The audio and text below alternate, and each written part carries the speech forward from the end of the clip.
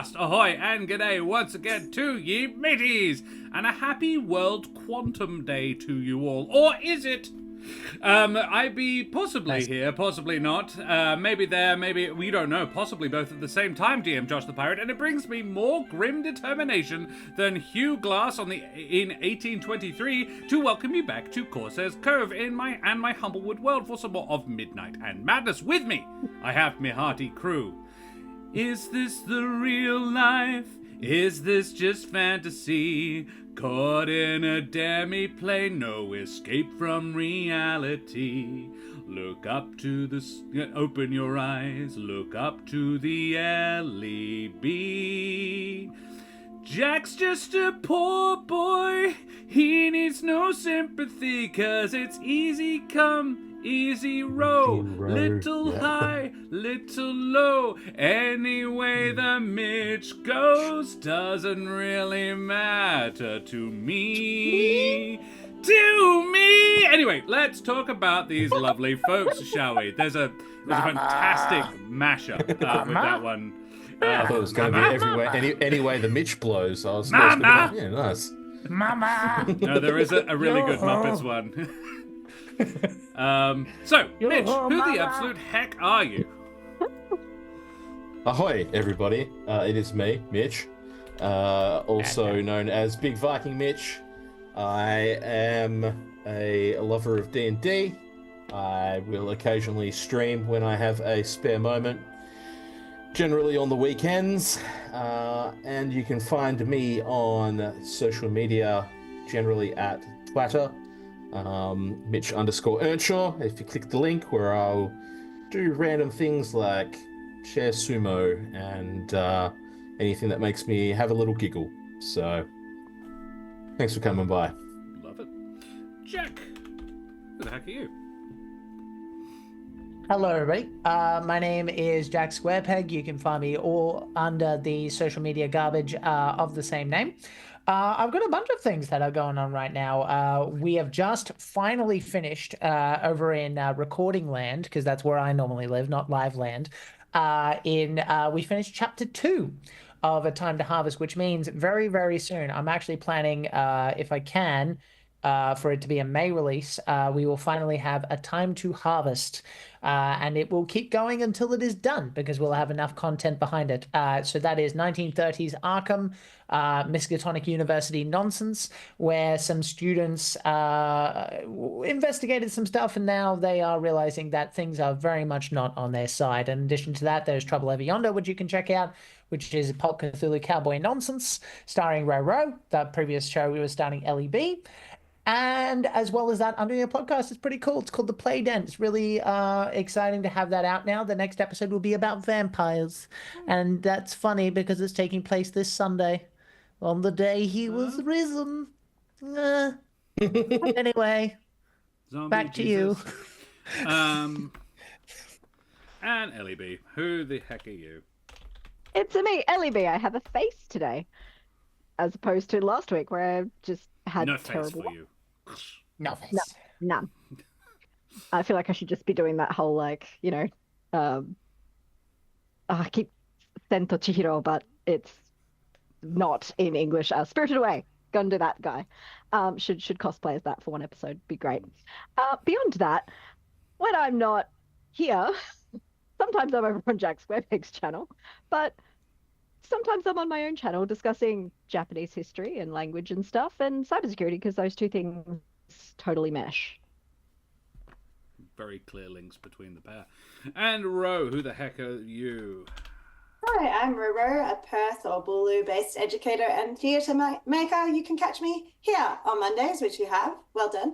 I'm also over on Jack Squarepeg's channel, and if you would like to see me in the real world, you can check out my Linktree for upcoming productions, the next of which is 8 Women, which is going to be on in May and is a murder mystery.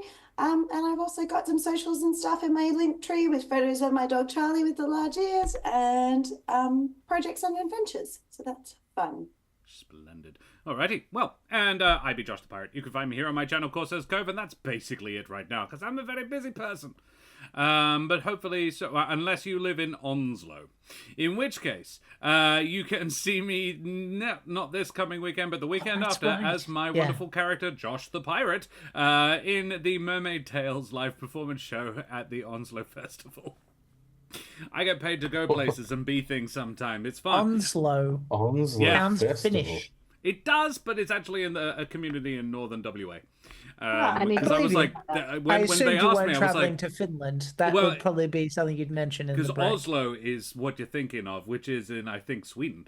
But yeah, which is Sweden, why I was yeah. like, that's a weird place for them to. It's like, because the mermaid approached me about it, and I was just like, yeah, I'm up for it. They want us? And she's like, yeah. And I was like, that's a long flight. And she's like, well, it's 2 hours. And I was like, we may be thinking about different places.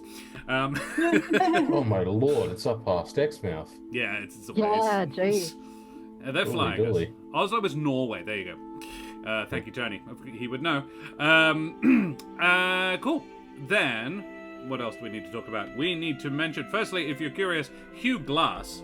And why he was filled with grim determination in 1923. Hugh Glass is the bloke that The Revenant is based on, the film The Revenant. It is amazing. The film does not do him justice. He is significantly more badass than that. He was a mounted man, he was attacked by a grizzly bear, survived being left, like they were like, oh, he's probably gonna die. So they left him after 2 days with a broken leg. He traveled nearly 200 miles with a broken leg on his own back to the nearest settlement and then hunted down the 2 guys who left him.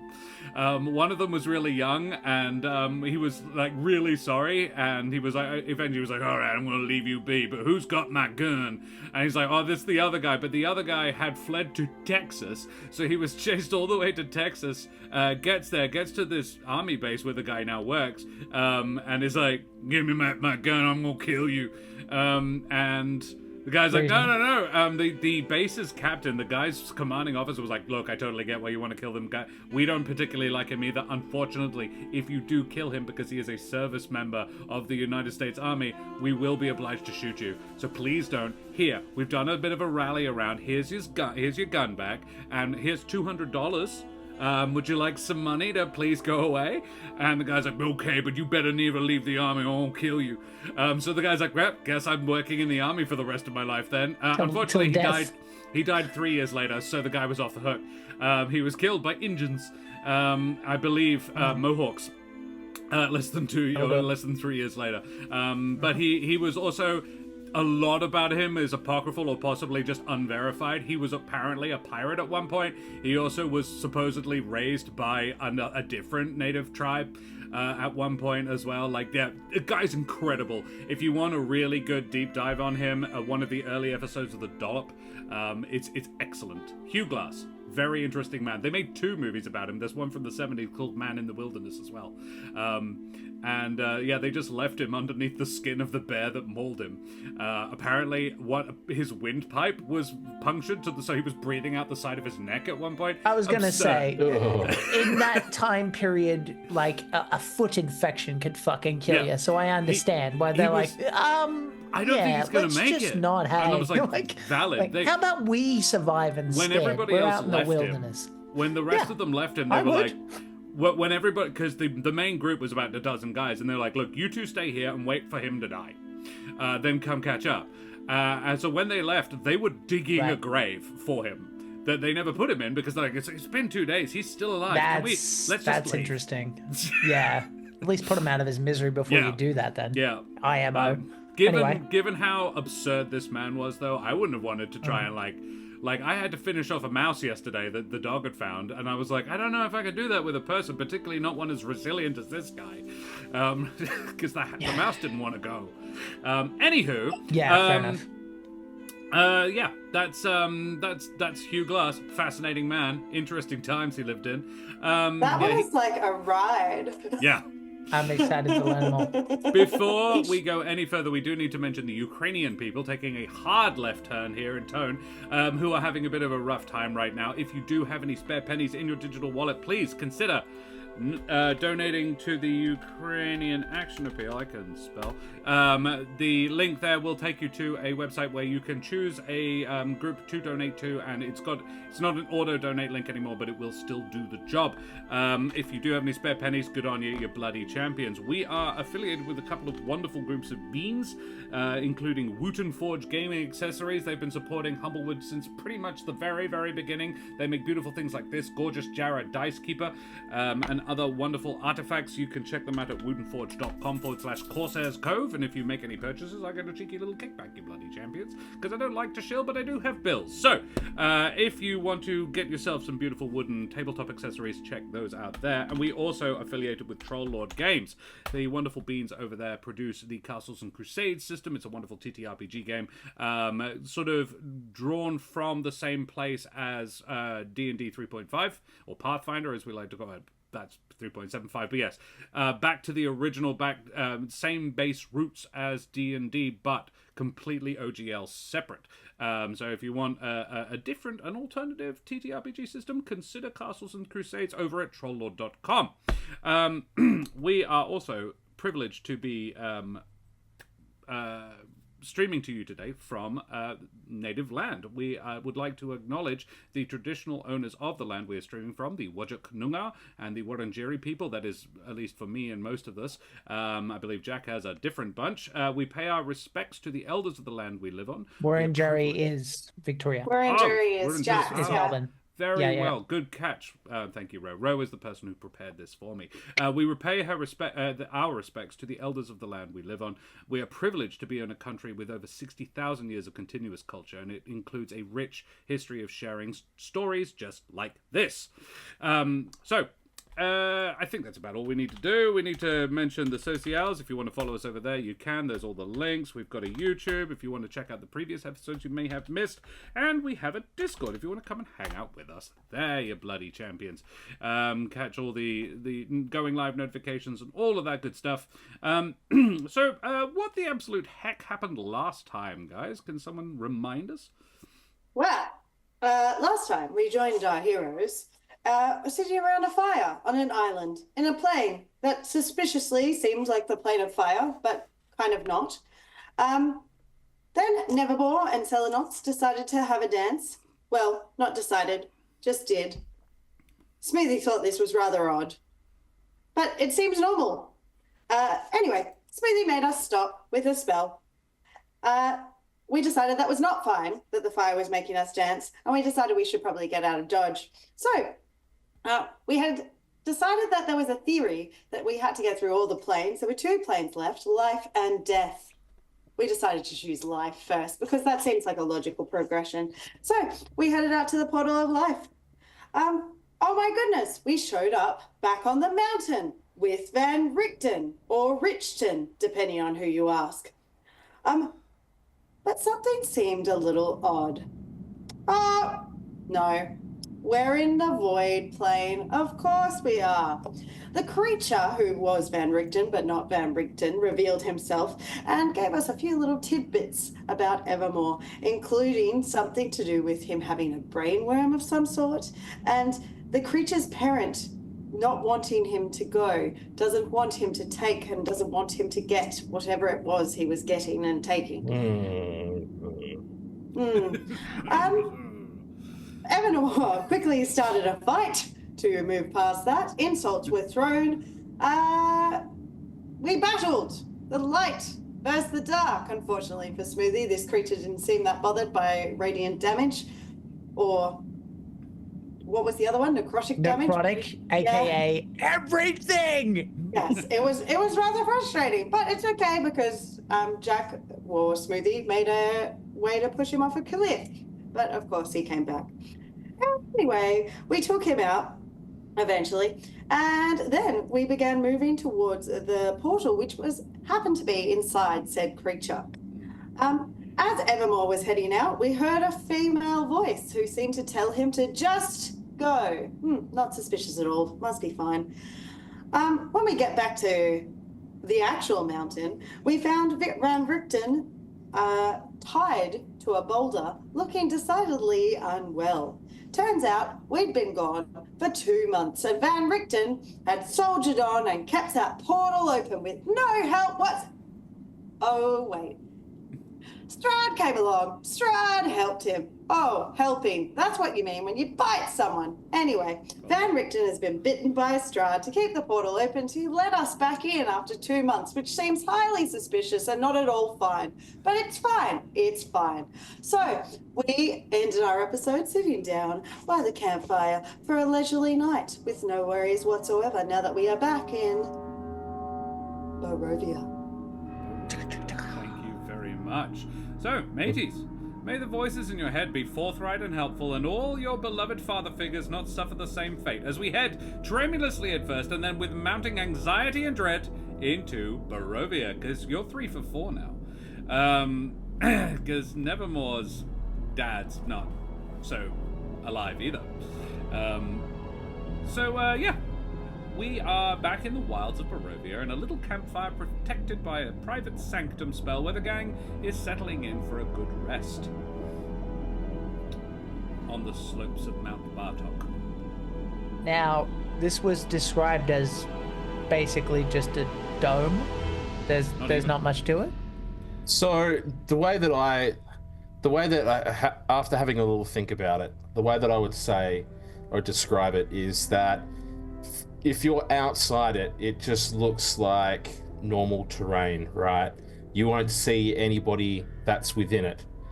But the moment you cross that threshold, if you're allowed to cross that threshold, you will see the people that are within it. And everything within it is kind of a little bit, not blurry, but like muted in a way. Because there's no kind of like ability to cast any spells, to see within it or scry it or anything like that. So everything's kind of dulled within that space. But if you're outside it, you can't see the people that are within it. So, yeah. Is Van Richten in the space? I don't know what you want me to call it, Mitch. Yeah. The space with us? Sanctum. Yeah. The sanctum. The sanctum, yeah. Yeah. He has been very tightly bound, as in like properly full wrapped, I imagine. Just you took 100 feet of rope and just looped it around him. He couldn't move if he wanted to. Not that you'd think he was even in any capable of really going very far on his own. But yeah, he is immobile, and I'd say he's probably lost consciousness at this point. Unless somebody wanted to talk to him. They could wake him up, but yeah, he is asleep. More just wondering where Az was in that respect, if he's unconscious and stuff. Are we all together? I would assume so. So, here you go. The space is, I think, 50 feet across, did you say? It's a 50 foot radius, so 100 foot across. It's 100 foot across, so you can get some privacy from each other if you want, while still being within it, is the point. Yep. So, what's the deal with this place? I don't really know an awful lot about it. Are you with us, Az, or are you like mothering the old man? No, she's going to be sitting with you guys at this point. Oh. Just sitting there. Well, that's a hard question to answer. What do you? It's. I mean, look, what I do know of this place is that there's kind of like a lingering evil presence here. Can you explain what that might be, potentially? Sure. Well, first of all, he's not native to here, technically. He was a family of conquerors I guess would be the word. Or murders, depending on who you ask. He named this place after his dad.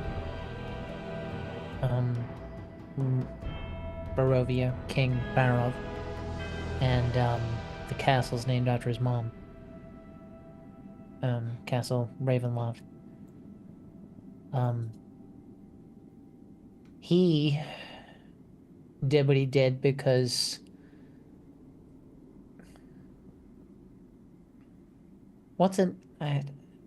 you can see him struggling a little bit. He's trying really hard to like try and keep it like as neutral as he can, but he just goes with because a girl didn't like him. Sorry, what? He turned evil because a girl didn't like him. Sorry? I mean, I'll look at as. Am I far off? She preferred his brother. So he Ooh, killed him. awkward. That's one word for it. So she killed so he killed the brother. He killed the brother. That's what set all this off. He made a deal with something. I never really understood what. And that something gave him power, but only if he killed his brother, which I guess he didn't mind. And then he thought he could keep her in a pretty cage. Instead, she tossed herself off the roof. I see. You seem to know an awful lot about, like, the dynamics there. Is it like just common knowledge that everybody knows? No, we found his journal. Ah, so wait, you've been to presumably where this what is his name? Sorry, Strahd. Strahd. You've been to Strahd's home? Well, yeah, technically. Well, yeah, no, we have, but that's not where we found it. But yeah, okay, we went to Castle Ravenloft.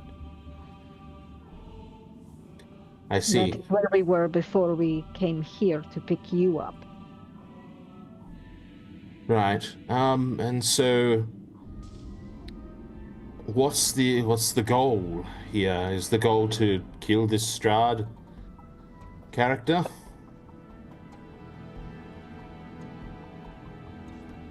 I have questions about that too. I did before, but I get the feeling,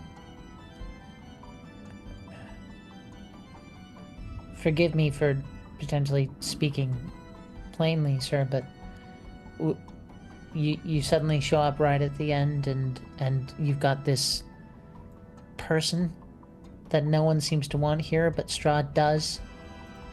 And as far as goals,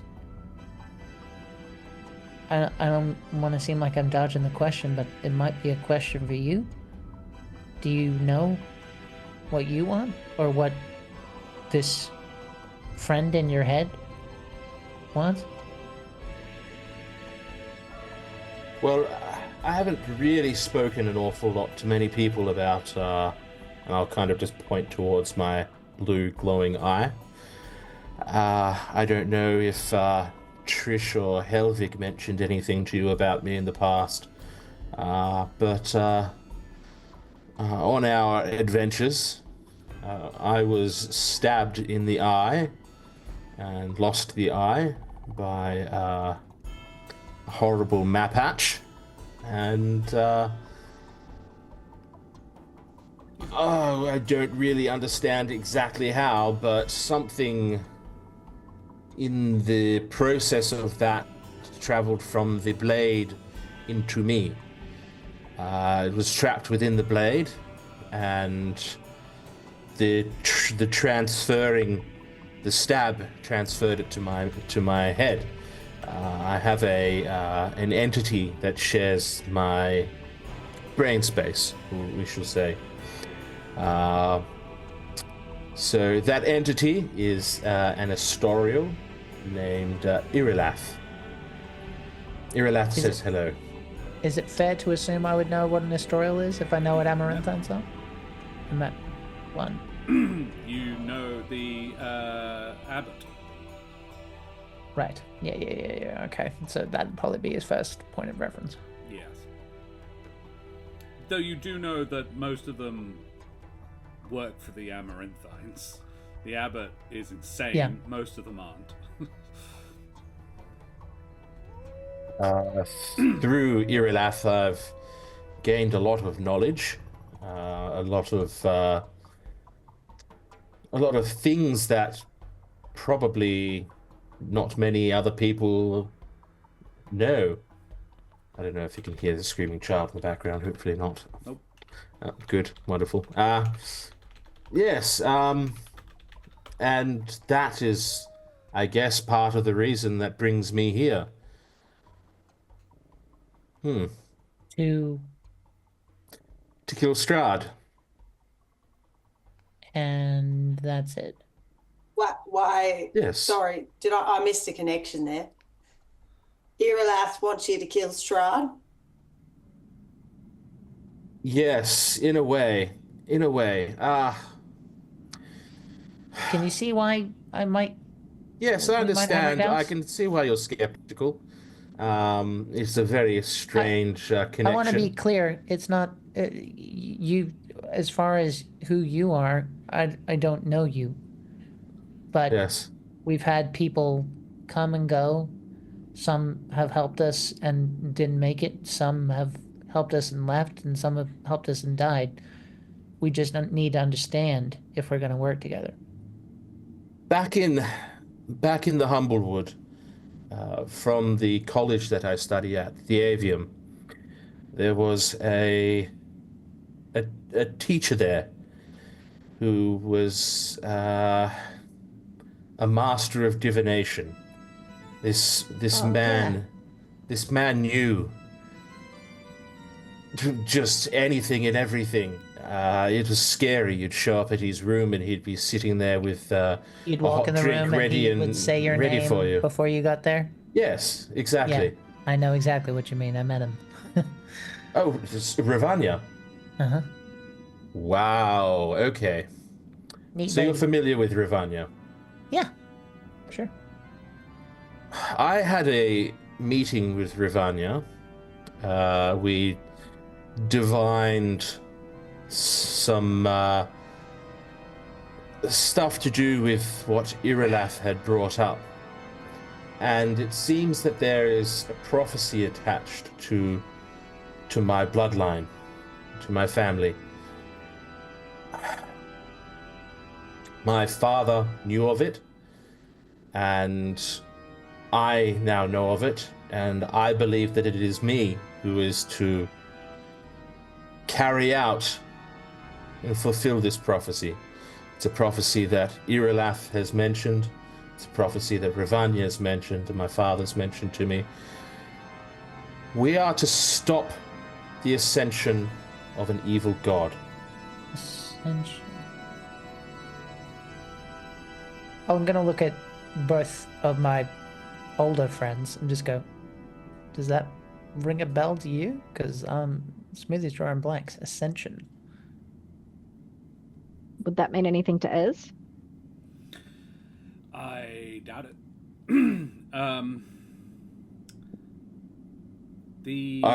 Do I see any sort of like? I assume I see confusion on their faces. Yeah, Smooth is an Yeah. epic book. He wouldn't be hiding Yeah. it per se. Do you want to I'm add anything, struggling Josh? to remember what I feel like, because when you met Ravanya, did he talk about the prophecy? No, as in Smoothie. When Smoothie met Ravanya, did he? That doesn't ring a bell, no. Yeah. To be honest, I think it was pretty businesslike. It was pretty nice to meet you. You're interesting because you're not from here. Let's fuck with Trish, lol. Or maybe like they shared a story about the fucking with Trish. I don't remember, but yeah, it was a pretty egalitarian conversation. Right. If I'm using that word right. Yeah. Then I don't. Yeah, I was struggling to remember.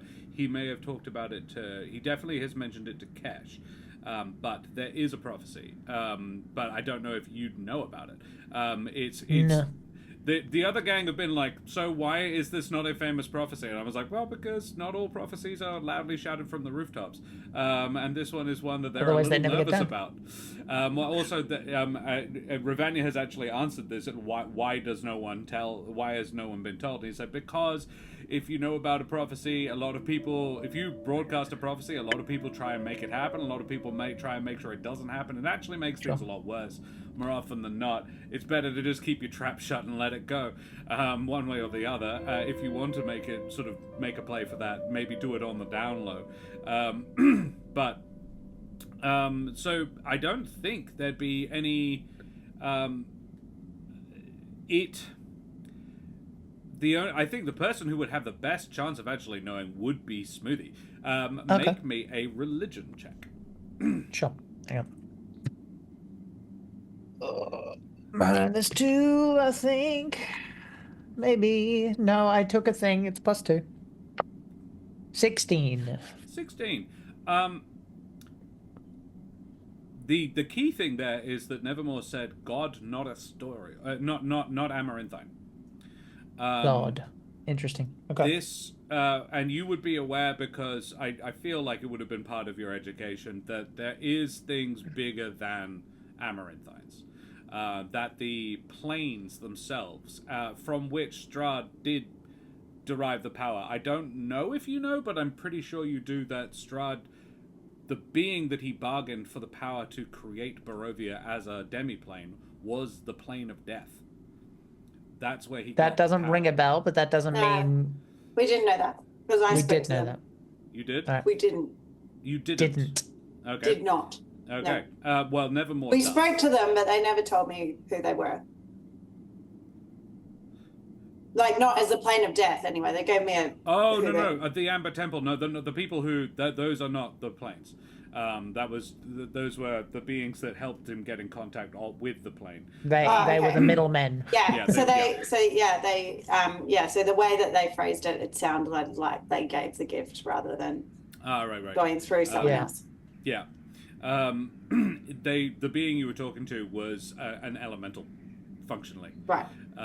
So it's like it was part of the plane. But yeah, it was a part of the plane, a part of the god, but with its own free will to a degree. But yeah, so with a 16, you would know that, firstly, it's interesting that he said god, not Amaranthine. Okay. And given what Strahd is doing, given what you have seen Strahd doing, that does seem legit. Like, that might be what he is trying to achieve. Interesting. Gathering followers, everyone gathering and all of that. power, gathering... Interesting. Yeah. Why now? Okay. Interesting.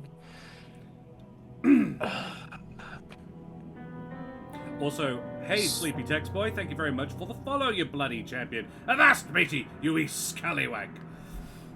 Saw it before, but they were having a good chat, so I didn't want to interrupt. Carry on. So, you go. You need to say something? Sorry? Could you just give me a second, please? Absolutely. I'm gonna try and reach out and see if I can hit the abbot. With sending? Yeah. Not within the Oh, I send. won't be able to because I'm in the thing. You could Well, take a all quick right. walk if you like. No. Yeah, all It's right. Yeah, I'll do literally- that for the sake of the scene. Yeah. I'm just wondering because he's the only person that I could think of that, like, in this world beyond Strahd himself, that might be a battery or something Sure. of some sort. And I'm like, oh no, because he helped make the deal, so they've made contact for the bride, Yeah. right? Yeah. So, yeah, I'm doing a welfare check is what I'm doing. Very well. And I'm just gonna go, Mr. Abbott, sir. I don't know where you are. Just checking in. Just give me a yes or a fine, please.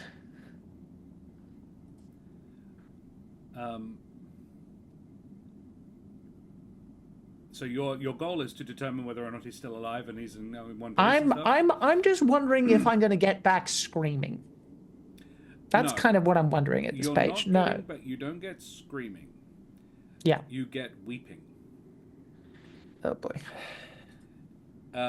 You get back. It's hard to pass it, but you hear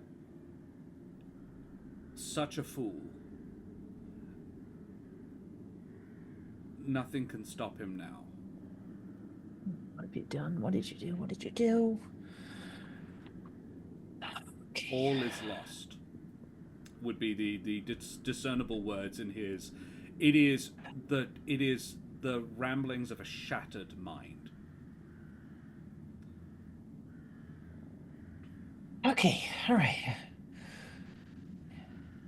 Got a backup kit. Yeah, I know. Okay, all right. Okay. I'm gonna turn around and go. Sorry. Go on. The god thing. Something about a god. I mean, I am here to fulfill a prophecy. This is at least what I believe. I'm here to fulfill the prophecy to prevent an ascension to godhood, and it seems as though it is Strahd who is attempting to ascend, to take that step and gain even more power than they supposedly already have. From where?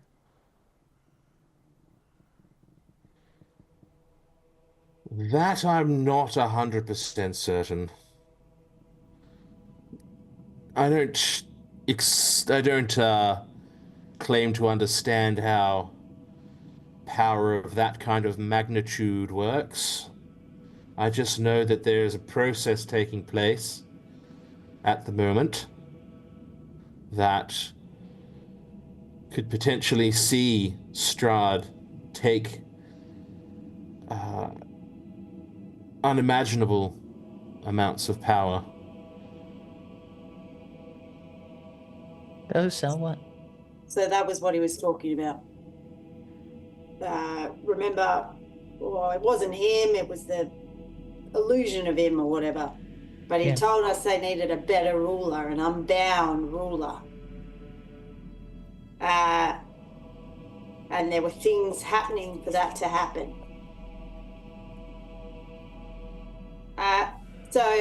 Nevermore. Who is, what did you take from the plains to help you with this? So, yes, I did take some stuff that was necessary. Essentially a part of the essence of each of the planes I have in my possession. And the power of with my power combined, with the powers combined, they can essentially prevent that from happening. So But you do know something about the process. I kind of don't. I kind of do. I just know that I need to be in possession of the power. I'm kind of hoping that the process reveals itself to me rewind. as time goes on. Yes, you need to be sure. in possession of the power? Yes, the power of the elemental planes. Is that I have what it you now. meant? Yes.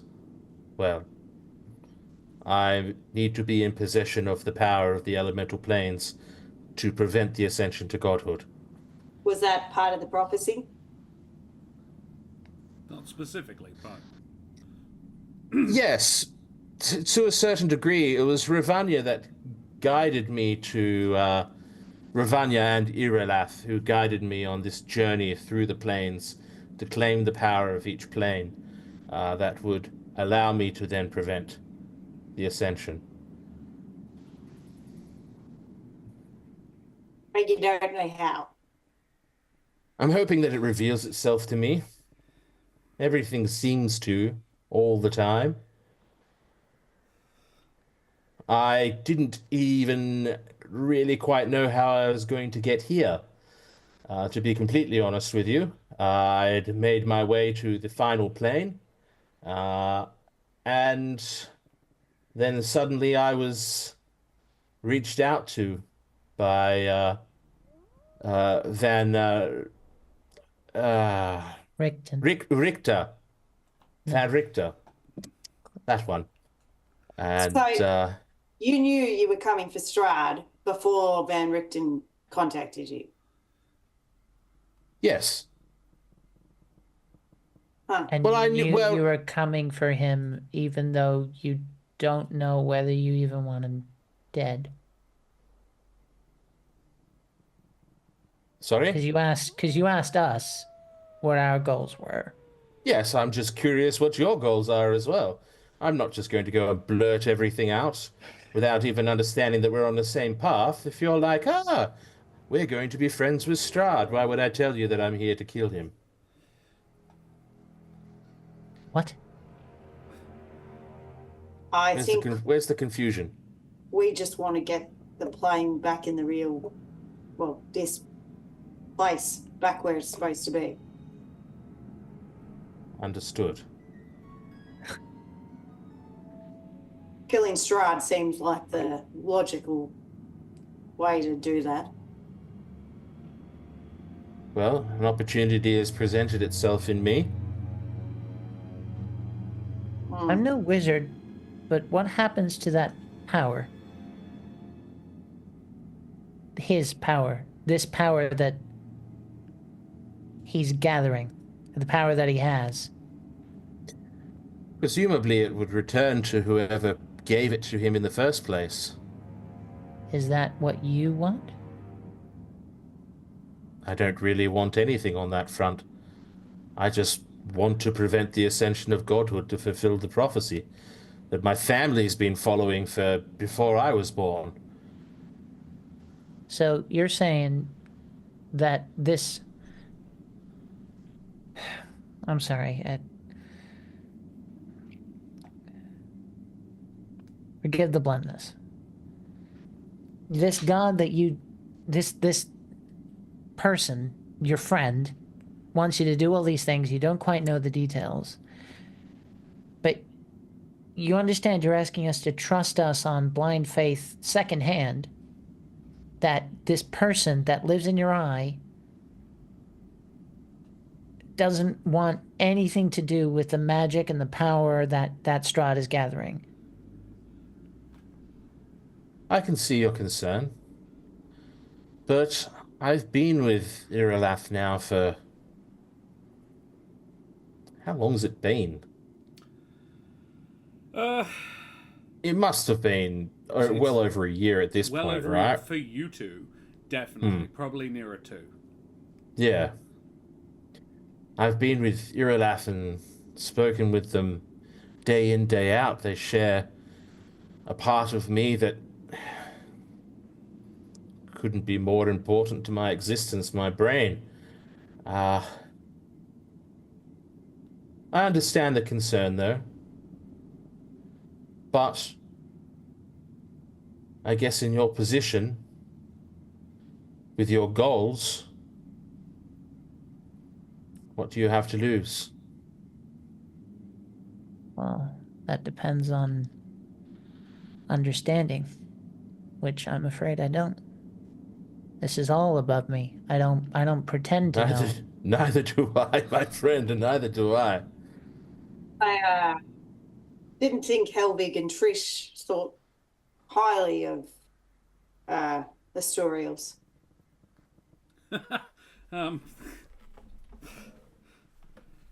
They haven't had many good experiences with them. That being said, they have had a really great experience with one. They just don't know that. Oh yeah, mimic. I don't think we've had that many bad experiences. Maybe they have outside of their time with me. I feel like there may be sometimes a little bit of jealousy uh, pointed my way with the the boon I have gained, the power of Irilath, the knowledge. Or maybe that's just me. You're- So we can't talk to your last, it's just through your brain. Well, you can talk to me, and then I can convey what Irilath says, but as far as I'm aware, there's no way of immediately communicating with Irilath to anybody outside.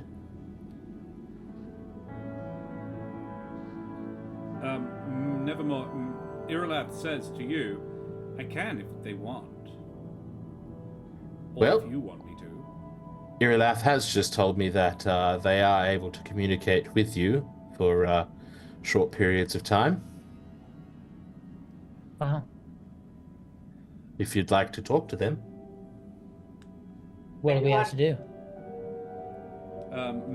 Nevermore's eye glows, and you hear a feminine voice, quite low, mellifluous, say, ask your questions. I have not a lot of energy for this, but I will do my best.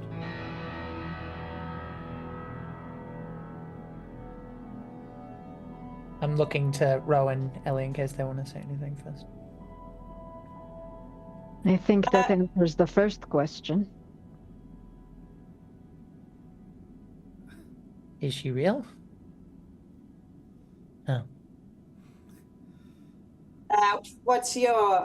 So explain to us what you want out of getting rid of Strahd. What's the benefit for you? Retribution. What did he do to you? No, it's what I did. I made a very poor decision a long time ago. And for it, I was banished, deprived of my astorial form, and sent down. I hope by assisting my host, Nevermore, to vanquish a great evil, I will be forgiven and allowed to take my place once again among the other Astorials. You want forgiveness? Yes.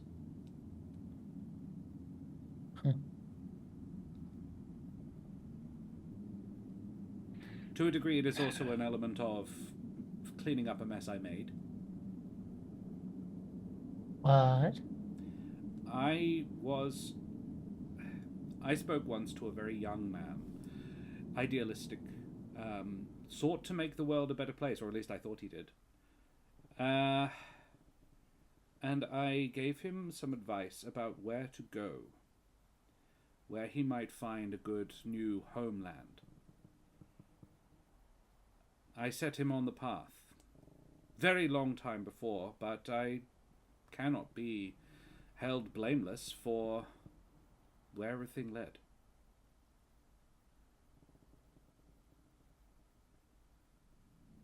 You brought Strahd here. As a conqueror, yes.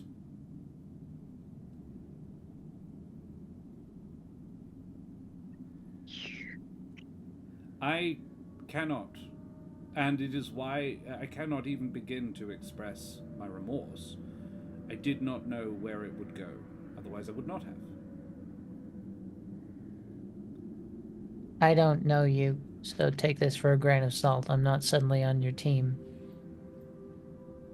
But Barovia is a beautiful place, or it was once. Yes? It was filled with vineyards as far as the eye could see, mountains, lakes. And I'm gonna look at it as we would have had to defend ourselves sooner or later. I'm not asking for your forgiveness or even understanding. I have been punished in ways mortals can't understand, and I've deserved it. And now I'm trying to make things right. Was that the reason you got cast out then? Oh, yes. Well, what's out? Where did you go? When any being dies, their soul goes to one of the planes, one of the elemental planes. Estorials have the capacity to live in those places and travel between them with far more flexibility and freedom than most. I was banished. I am not welcome on any plane except the material, but I lack a body or a form or the power to generate one. So I was a formless, powerless being, spirit, unable to impact or influence the world in any way. I was eventually captured by a method I'm not even actually 100% certain of. I was not able to influence or really perceive what was going on, and then bound into the weapon as Nevermore described. A power source, something to make it more dangerous. I lacked power of my own, but I still retained an essence and a native capacity for power. So what do the planes want? The planes don't want Nevermore's... So Nevermore took a piece of each of them. That's what the crown is. It's sort of... he has a halo. This is Josh describing. Nevermore has a halo of feathers floating around his head. Each one is bound with a different rune. She says, so the premise is that you need a god to kill a god. The power of the planes that Nevermore took, only a tiny part, but enough to nullify, cancel out. Planes are... She doesn't have hands to describe to do the physical teaching. Have you ever held two magnets together? Sure. It's sort of like oppositional force. Each one they cancel each other out if you have enough of each one. It's sort of a dampening effect. That's the purpose of what he took from the planes. Yeah. So when Strahd has enough, these should be able to dampen it, to enable you. Basically, if he becomes a god, it will still enable you to kill him by dampening his power. I hope that makes sense. Sort of. If he What's becomes the a god. downside? No, go. Ez. You've said if he becomes a god, which means he is not yet. Well, he's gathering power. We'd know. Godhood is a sort of a moving target. He's already very, very powerful. He rules this place like he is a god. He has almost the capacity. He doesn't yet, I don't believe. I can feel it. I'm surprised. I mean, I would have thought you could too. You're magically attuned. You can feel the fear in this place. It's palpable. Yeah. Dread. It always Get has used been. to it. It's getting worse, though. Which leads us to the real fly in the steak. I don't know if you're being completely honest with us. It's kind of not important. But one thing that is clear is that they didn't want you, Nevermore, and the Astoria. We were there. They didn't want either of you here. And I don't buy what you're saying about them. You took a little piece of them, and so that pissed them off. No. That's not why. It's power. What he took. If Strahd gets it, Yeah. it's Well, more okay then. power. The planes don't want him here because we could empower. They could serve the exact wrong direction. Which says to me, I'm happy to have you, Nevermore, but not if you're a walking trap. Not. He wants you here, man. And Explain that's to me why what the upside Perfect. is, please. How were we meant to get anyone else? If Strahd didn't want anyone else here, they would not be able to be here. He is here because Strahd wants him. You're steak. You're a meal for him. I just want to understand. We want to understand. It is a way to kill him. It's also a potential problem. I think, and again, you can believe this or not, it's a risk he's taking. He's doubling down. He's going all in. And for an extra jump in power, he was prepared to take the risk of letting in somebody who could be a threat. So he knows you've got what you got. That is the argument Smoothie seems to be making. Well, do we know that? I don't think it's unreasonable to think so. I just see what I see. Well, I guess we've got Brad's ego is a bonus for us. He would assume he could take what he wanted. But What I'm maybe- saying is I just want an understanding of what we're going to do if this is the scenario that we're taking. How do we prevent him just gobbling you?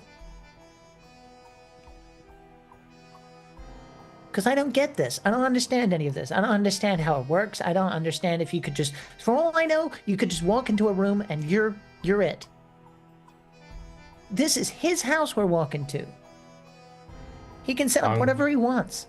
I'm gonna wrest back control if if that's cool. You are fully like, capable of talking. Yeah. She hasn't been using your mouth.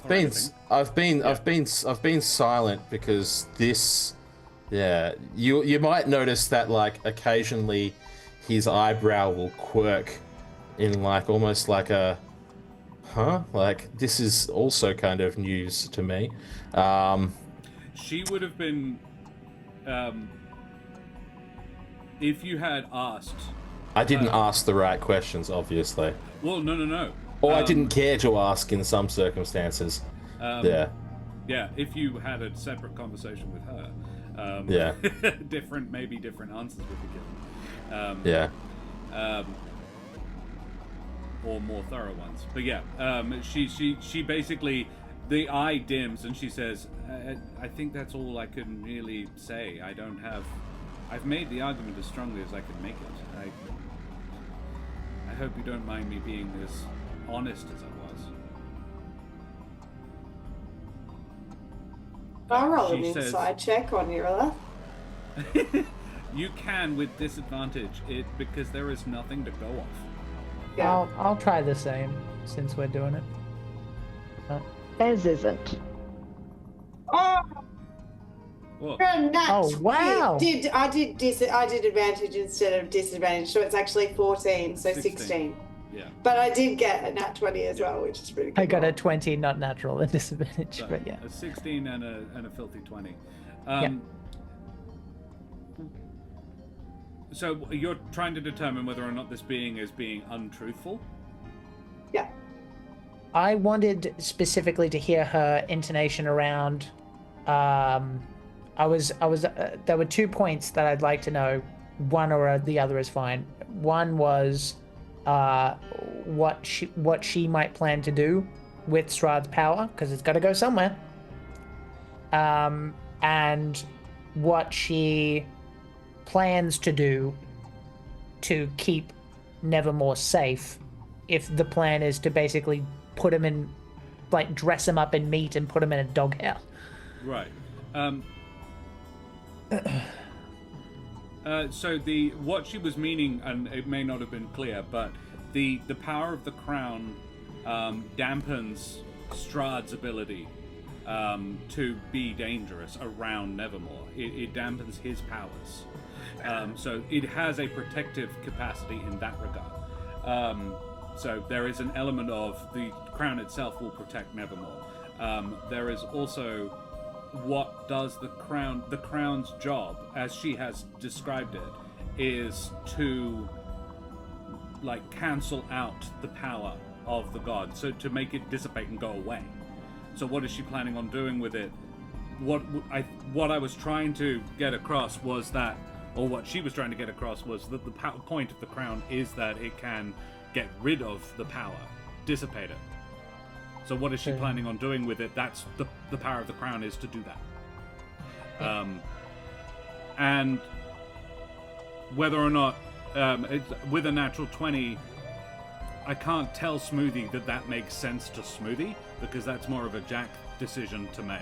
But that is, I hope, like, I think with a filthy 20, you get that. Yeah, you could do that. That probably is at least possible.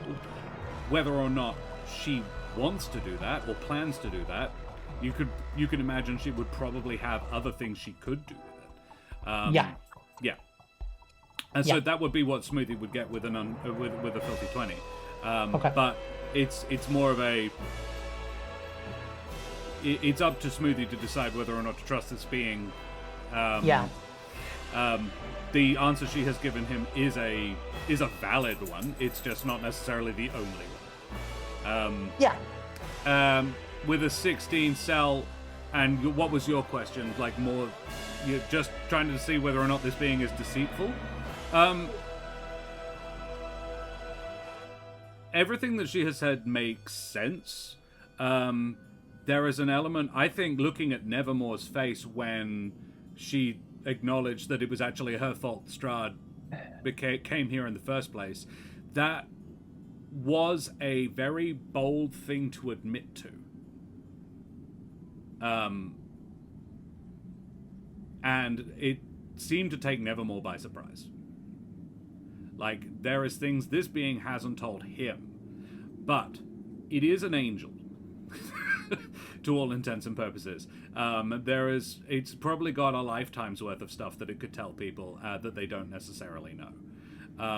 You could also probably gather why it didn't mention this beforehand if no one's asked the question. She's like, that's not something I'm just going to straight up admit to. It's clearly the point of, and I think it does sound legit in, this is a point of significant shame for it. So, does it sound legit? Yes, but you can think of other reasons why it might be doing it. A suspicious person, a cynical person, could see other motivations.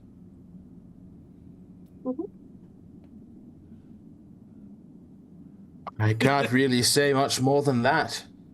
Seems like Iralath has laid themselves out before all of you.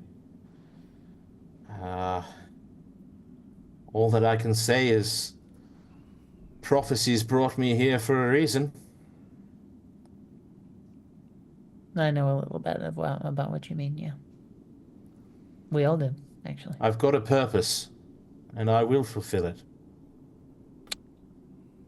Yeah. The old man seems to think this is a calculated risk.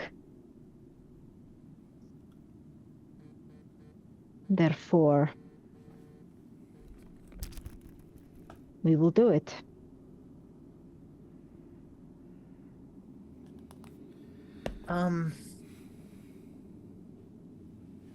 What about you, Mr. Inquisitive? What's your purpose? Mine? Yes, you.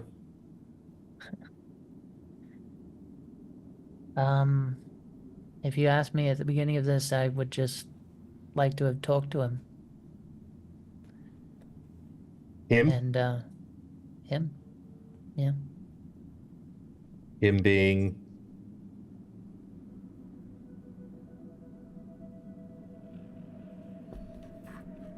Strahd. Sorry. Fang face. Forget you knew. Fang face, yeah. Oh, okay, sorry. Yeah, that's okay. I thought you had something in your teeth. It's okay. I'm used to not saying his name too much. I'm not used to being in a Yes, well, we're magic in a house. We're actually we're in a in a position where saying his name is probably going to Strahd be fart safer face. than... Yeah.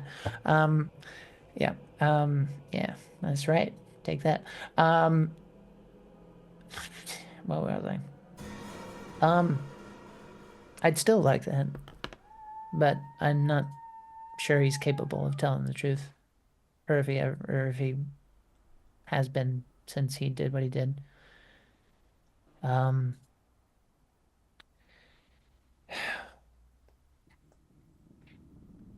I just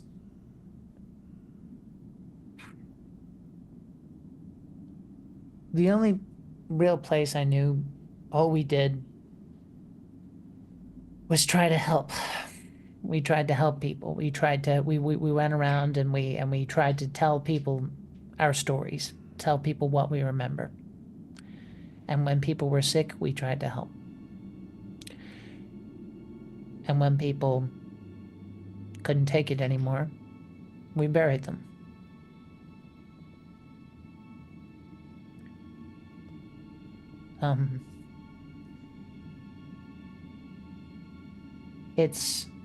There's a saying in our world and where we live, TIB. This is Barovia. You'll hear it from locals. But it doesn't have to be. I've seen it myself. I want people to do what they want. That's what I want. I want people to tell stories and not get killed for it. I want people to be able to help and not be murdered. Okay. Well, hopefully we can make that a reality. Yeah. And for what it's worth, I know we don't know each other, and you have no reason to believe me, but the questions were because I'm worried. The first word out of her mouth was retribution. And if you can hear me, I'm talking to the eye. I did notice. It is what it is. But I've seen angry people, and it doesn't get them very far. Me too. Me too. What about you, silent and brooding over there? I gesture my head towards Ez. Why do you want this? If you are asking me that question, you have not been paying attention. I mean, we've been dodging mountains and crazy elemental creatures. Unless we're talking about, kind of gesture my head over towards. The reason you're here? Yes. And alive. I see. Revenge. Revenge is too nice a word. Retribution. Also too nice. And you? I poke my head over and look at you, Selenox. I mean, at some point, I would like to get home. To the Humblewood. Doesn't seem like that's going to happen until we sort this place out. Yeah. Okay. Well, all of our goals align to a certain degree. Let's see if we can go and find this Strahd fellow. Yeah. Is there anything I should know before we approach them? Anything I should know about them? The fact that you're probably walking into a trap. I You figured that already. Based off your conversation with Irilaf, yes, we are probably walking into a trap, and the weapon is rotating my cranium right this second, so it's what it is. It's what we do as adventurers and heroes. Iralath, you didn't know some of that stuff, eh? No, I didn't. I didn't ask the questions either, though, in fairness. I didn't really care to ask about Strahd So or when who they Iralath were.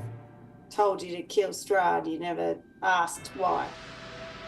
Well, I'd assumed it was part of prophecy, and that's what Ravanya said as well. So it wasn't. I heard it from Iralath. I confirmed it with Ravanya. If it was just from Iralath, I understand there could be a little bit of hesitancy, but once it was confirmed by Ravanya, I knew. But you had never asked how she'd ended up in that knife? We've had conversations about it in the past, but she has been very touchy on that subject. And I get it. It sounds like there's an awful lot of shame attached to it. So Also, being forged into something was unpleasant.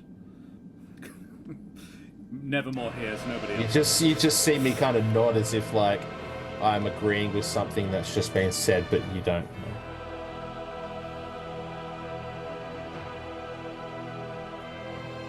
Before we go where we will need to drop the old man off. Well, I think we're staying the night here. That was going to be my next thought too.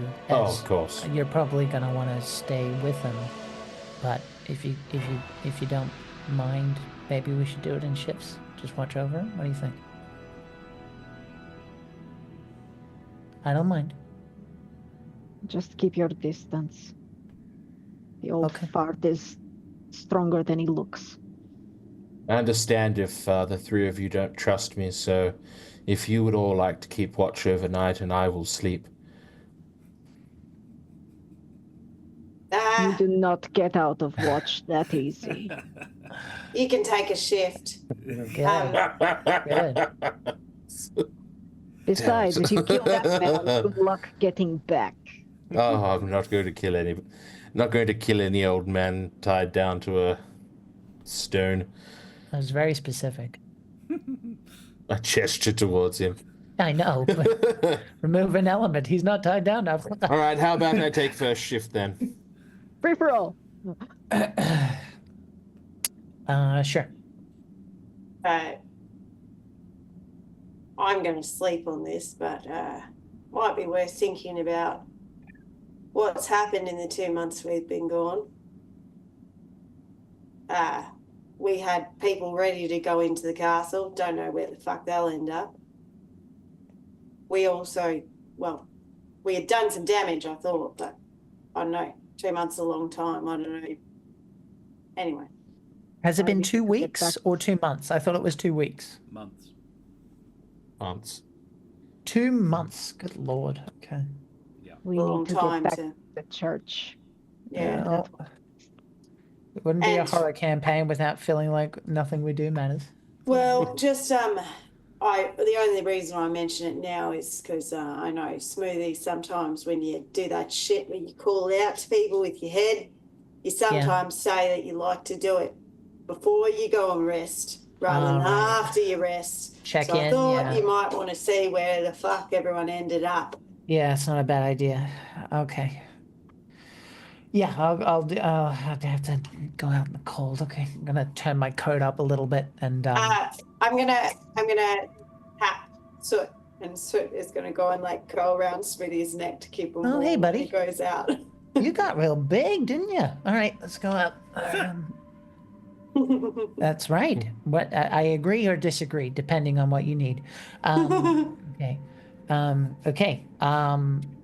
Okay. I mean, I've got 4 slots, so for the sake of brevity here, let's do a check on knights. Had you not?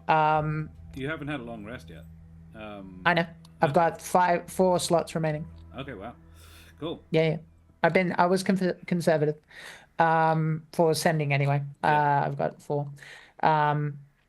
Okay, so knights. What are they bloody Were called? The ravens? Mardikovs. Yeah. Um, The Prowlers? Prowlers. Yeah, right. Zuelica? Sure. Zuelica, who As if the is Prowlers. Yeah. yeah, yep. And just a general welfare check On. on those people. Okay, yeah. Yep. And why don't we do that first? Because I'm going to save my last slot for. Sure. Selenox Yeah. is going to call out as Smithy's walking away. Check they're all right, but also check where they are and check if they know what the fuck's been going on.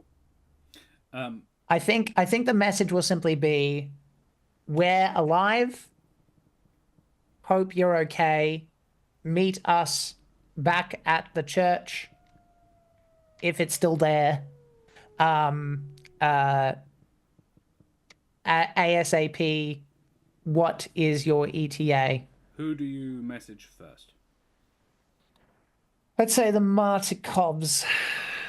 You message Erwin Martikov. Yeah. Erwin Martikov sends back, yes, saw the portal, Raven saw portal closed. Glad you're back. Okay. Then there's like a pause as he's sort of collecting his thoughts. Things are bad. There have been disappearances. Dozens. We'll bring a kindness to Barovia.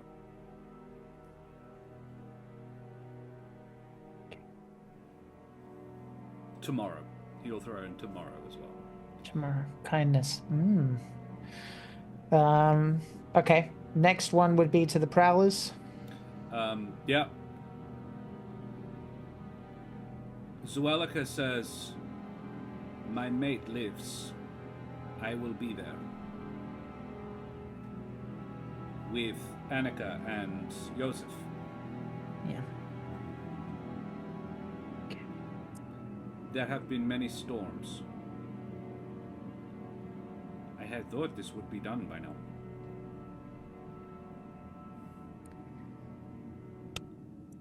I can't respond, but I just goes, I'm sorry. And then the knights. Sir Godfrey. Gregor. Is that Godfrey? Godfrey. Gwillem. So Godfrey says, thank the Amaranthines. We shall return on the morning to pick you up. Where we dropped you off. My Lord Argenvost, he fades quickly, but Cyril, Harriet, and I are still at your service. I can't say thank you, but I will. Oh, okay. This has been a long 2 months. Boy, who do I send the last one to? Okay. There was a barbarian that you asked. That's true. Trish's allies. Yeah. I remember that. But no, I think this is more interesting.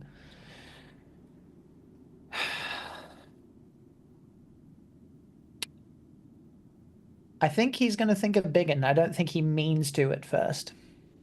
But I think he will just do it.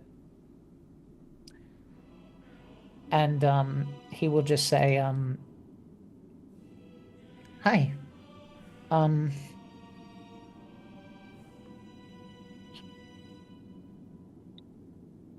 We were gone a long time. I just wanted to let you know that I'm safe. And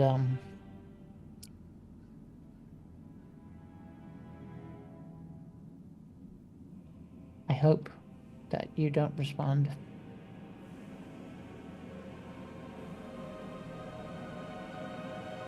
I really miss you.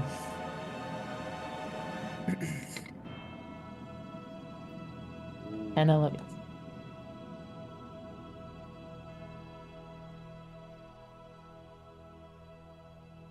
And I think it'll just leave it at that.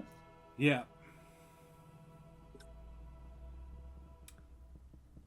I'm gonna play a little fast and loose with what the spell Go can for do. it. You Oh, fun. get the feeling of being hugged. Oh boy.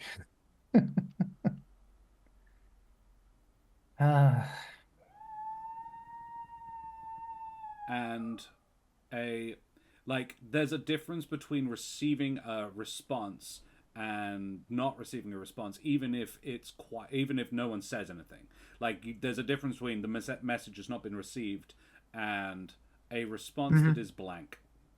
You Gotcha. receive a response that is blank with an overload of love in return.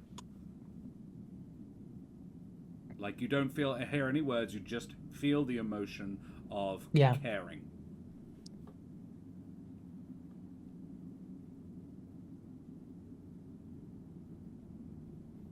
You have a sense memory of the jacket.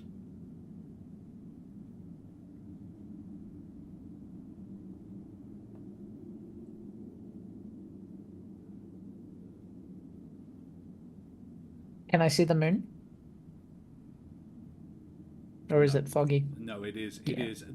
As soon as you got outside, it was pelting with rain. It is Good. thunderstorm. Oh, sit, buddy. Wings. Yep, thank you. Yeah. His wings are only semi-corporeal, so some rain is still coming through. It's fine. them, I'll do but Bugs Bunny. It's fine. What's happening is from a distance, you can see, anybody looking on can see the rain that's hitting his wings is actually evaporating off immediately as steam. But anything that does go through is just warm rain. It's like a shower. That sounds nice. I might go and get one after. Yeah. Yeah, in that case, in possibly the first ever moment in media, he's going to look up where the moon is, and it's not an emo moment as he stands up and looks up at the rain, but just kind of lets the random warmth. He realizes that it's warm, and he just goes,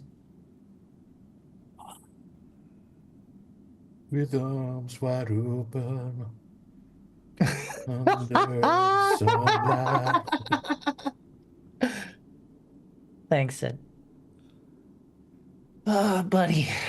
Buddy. Let me tell you, I hope if there's reincarnation, I get to be a scissor dragon, because this works for me. Sure. And,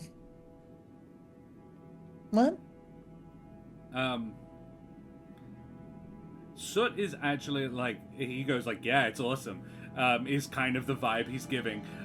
Is the first time, and then he actually kind of looks at you, and you've always got the impression that this is an intelligent creature, but not like person. Oh yeah. Sure. Like a clever, like a dolphin sort of level of intelligence. Gotcha. He is assessing you. He is giving you a I don't know, man, but maybe. There's a strong. Come on, man. How many tests do I have to pass? Yeah, all right, fair enough. I'll factor that in. Okay.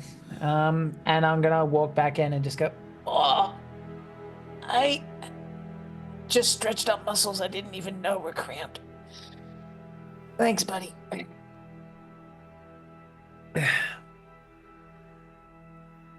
Who's on watch? It's Nevermore, right? Yeah.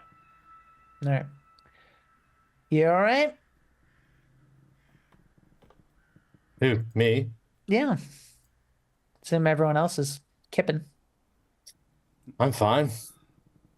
I don't know why I didn't expect such a drilling when I got here for information, but I'm sorry. I get it. No, I get it. It's fine. I understand. This is your home. This is your world, and all of a sudden somebody comes along saying they can kill the person that's in charge of it.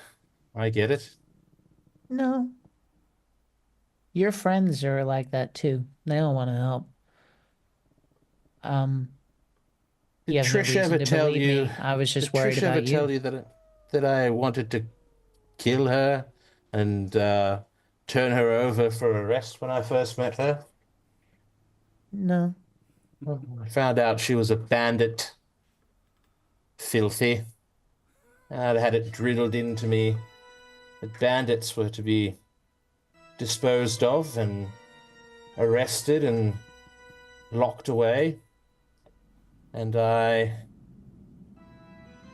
learned. didn't. I made my own decision. Well, And I didn't just judge her based off what I'd grown up to know. I don't really know where I'm going with that. I just, sometimes the start of a friendship can be rocky. And I hope that this can be the start of a friendship. well. I have no problem with any of that, sir. Good. Get some rest.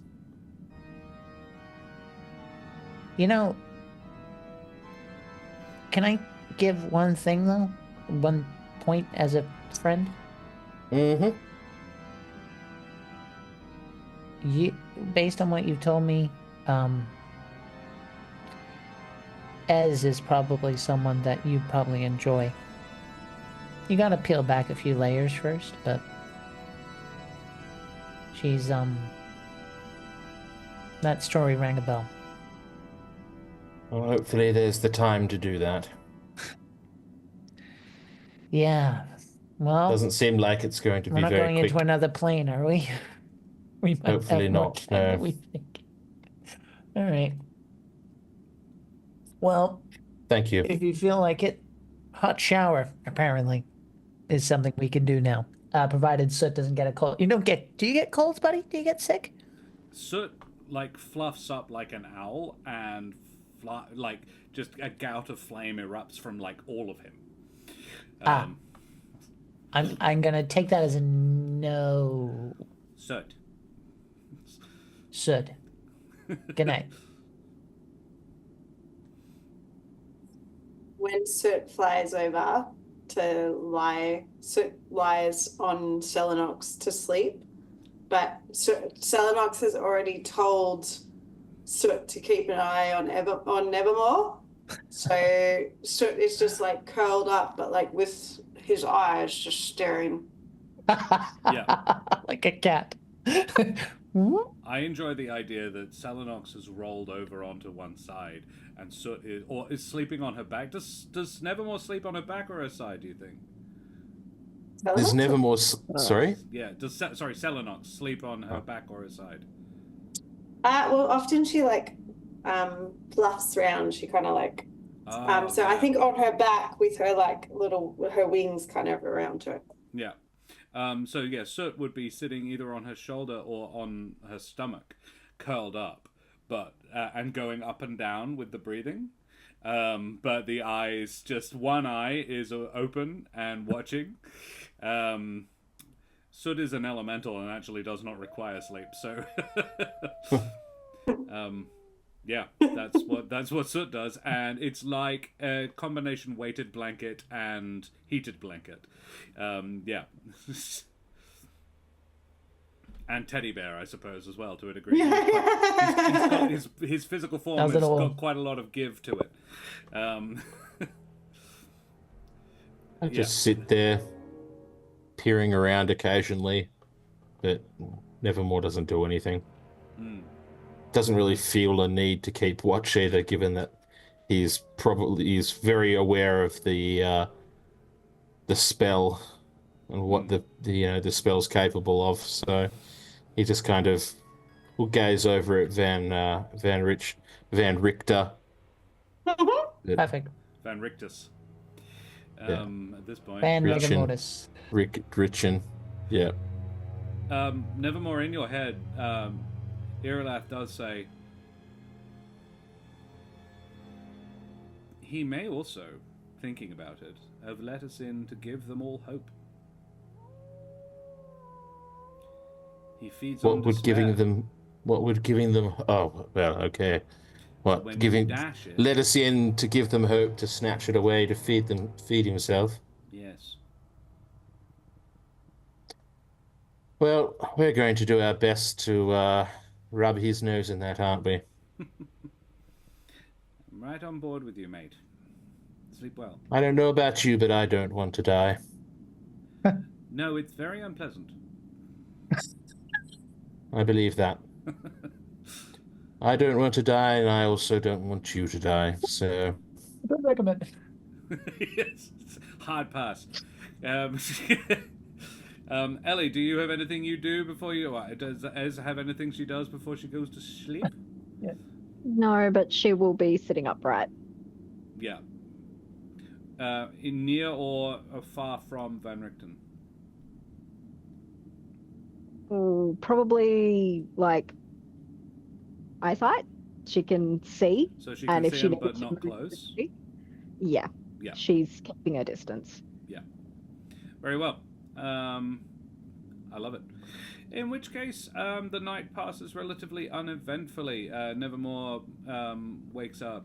I think Ez, actually, would probably be the next person. Or possibly Smoothie. Actually, no, it would almost certainly not be Esmeralda. The two people to watch during the night time, the dark, would be Smoothie and Selenox. Selenox has very good night vision, and Smoothie doesn't need it. So yeah, it would be one of those two. Would probably be the one. I do have. I would like Selenox. Yeah. I do. When you wake me up, Selenox is gonna ask Nevermore. All clear? Yes, nothing's changed. Yeah. When did you leave the wood, mate? Oh, when did I leave the wood? Or when I started this little part of my mission, really, when I went to the first elemental plane. That would have been... He provides a date that was about, by your reckoning, minus the 2-month time dilation from the jaunt you've just done. By your reckoning, about 4 months ago. So that's like I've been here 2 months. Yeah. Yeah. He's been gone longer than you have. Yeah. Okay. Yeah. Oh. Don't worry about it then, mate. Okay. I am not worried even in the slightest. And I'll pull my my little kind of because I don't just have the halo of feathers, but I've also got like almost like a little tiara, and I'll pull that down over my eyes. I'll just lay back with my hands crossed. Little sleep mask that says Irilat's princess or something. Daddy's little boy. Yeah. Oh, it definitely says that. That was monogrammed on everything. Fantastic.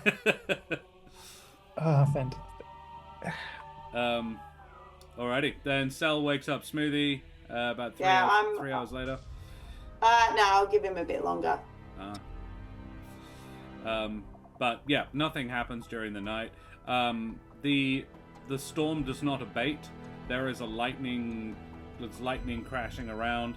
None strikes near you, but yeah, it's looking up at the sky from underneath this is quite an interesting way to view a thunderstorm. But yeah, Smoothie then wakes up Esmeralda. Van Richten is sleeping a little bit easier by this point. And whilst not physically in any way recovered, it does seem he's not getting healthier looking, but he does appear to be looking easier, looking like he's breathing easier, not struggling to just exist anymore. And do a long rest? yes, you absolutely get a long rest, and I think we will take a short little breaklet there. You guys have a long rest, and we'll be back very, very shortly, everybody. I'm just going to take a quick one, 5 to 10. refresh ourselves. Be back very shortly. Say goodbye, everybody. Goodbye. Bye, everybody.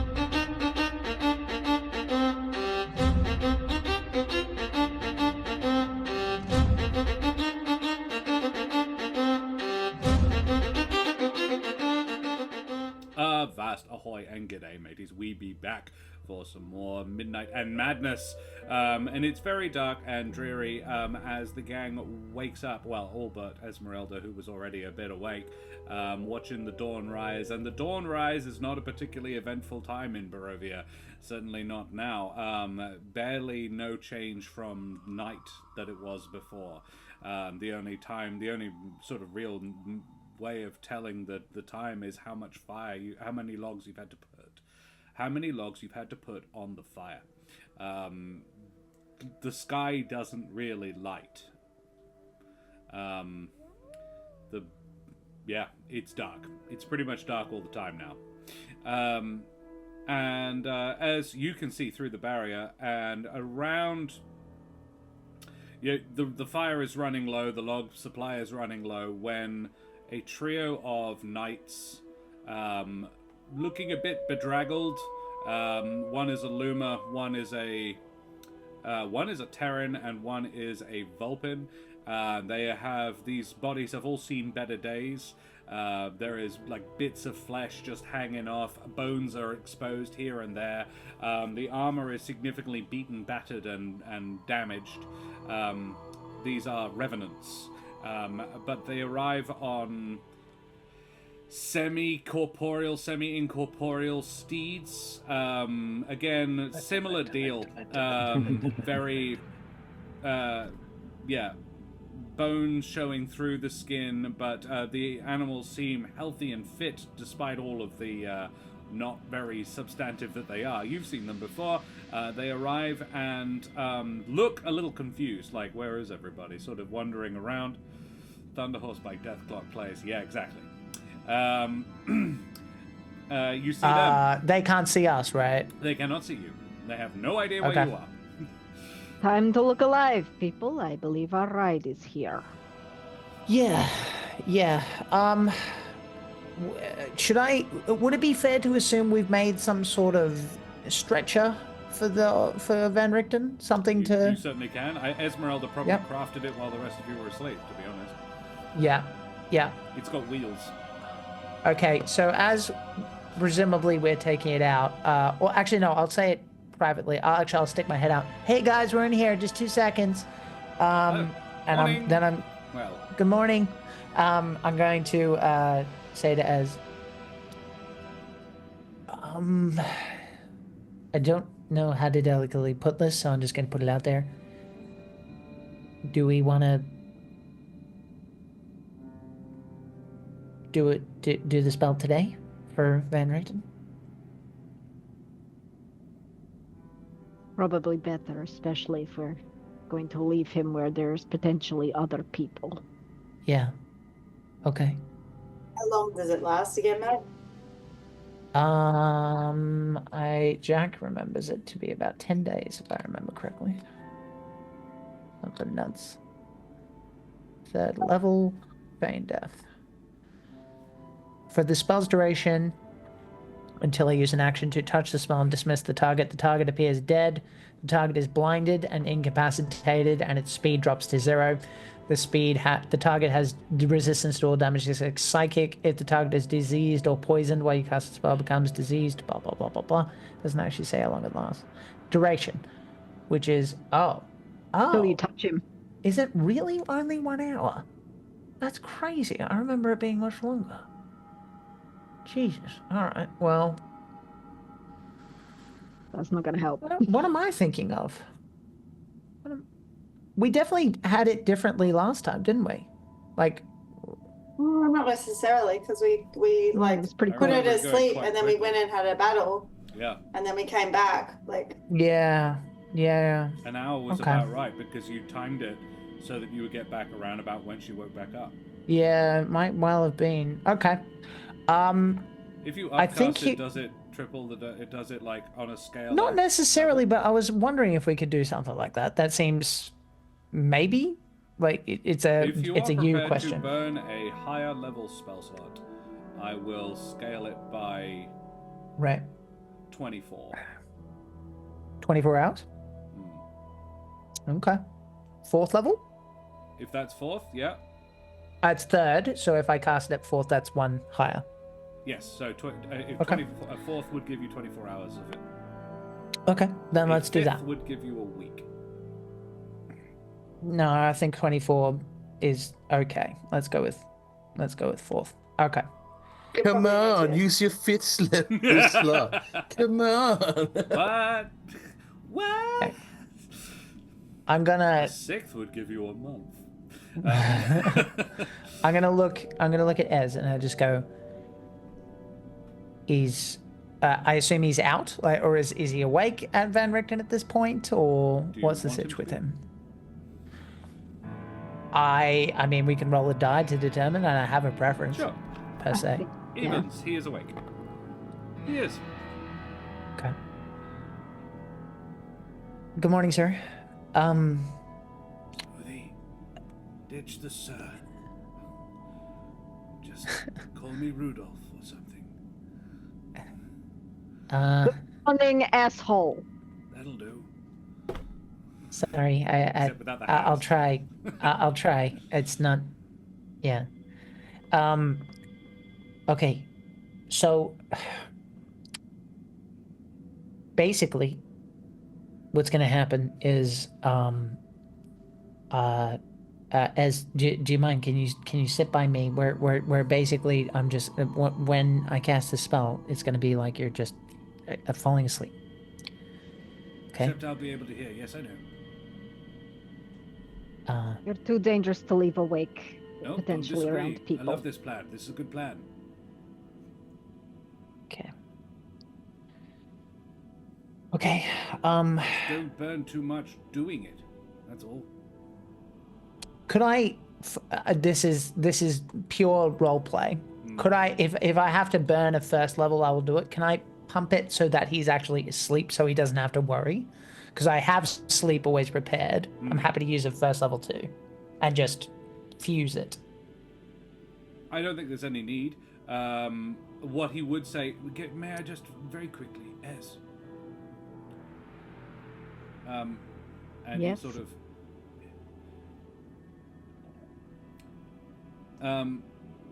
I'll give them a moment if Yeah. that's what it seems like. Yep. Thank you, thank you. The blade, my blade. The staff, the cane. Take it. Yes.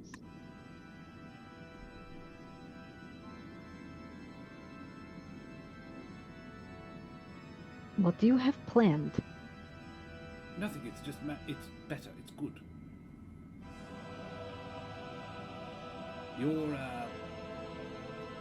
Yours is lovely, but it's not magical.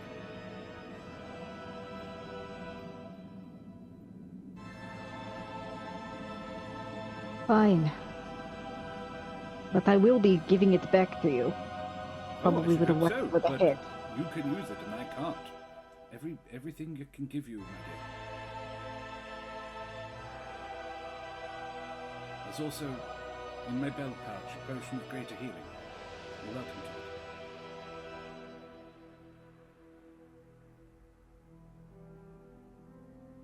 I can't be there with you, but I can help. Ez is going to be a bit conflicted because she'll want him to have it so that when something happens, he can heal. I'll be fine. These things can be they can come down to just little things. And I was never going to be able to give you anything too much, but I was just a shriveled old husk of a man. Take what I can give you, please. I guess I am the little thing. Exactly. And she'll take them. All right. Ready to go bedtime now. Sorry, am I okay? He raises his voice just slightly, knowing Smoothie can absolutely hear. Yeah, but we'll go through the dance. Hurry up and knock him out. Oh, I did not hear you. Come on over before one of us cries. Oh, don't put It that will be on him. me. I will kick him in the face. Yes. Yeah, you're all dripping with testosterone. Okay, fine. All right. Okay. And for what it's worth, Josh, I think this seems more interesting to me, so I'm happy to burn it so it feels like sleep. Yep. Because it feels more in character for it to like be, because otherwise it feels like you're like alive in a coffin. That feels awful to me. So he'd want asleep. Yeah. And he just goes, Oh, I see. Okay. So that he can't hear. Right, I'm with you. Yeah. Not well, conscious. just because he's not alive and paralyzed, that sounds terrible. Yeah. You know. There was a whole debate about it when you did it to Bella. Yeah. I did not realize it worked like that. I think that is implied. But anyway, Yeah. that's a whole different story. So he just goes, okay, did you want to hold his hand or anything? Or No. Yes, please, Okay. Esmeralda. Hold my. I'm scared to go into the dark. You are an Wow. asshole, old man. okay, Please, young man, well, just- Hold your hand if you were the last person on Earth. okay. In all seriousness,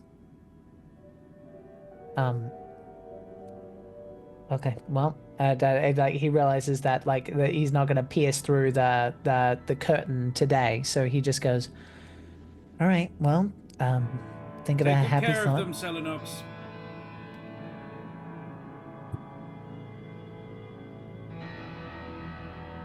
All right.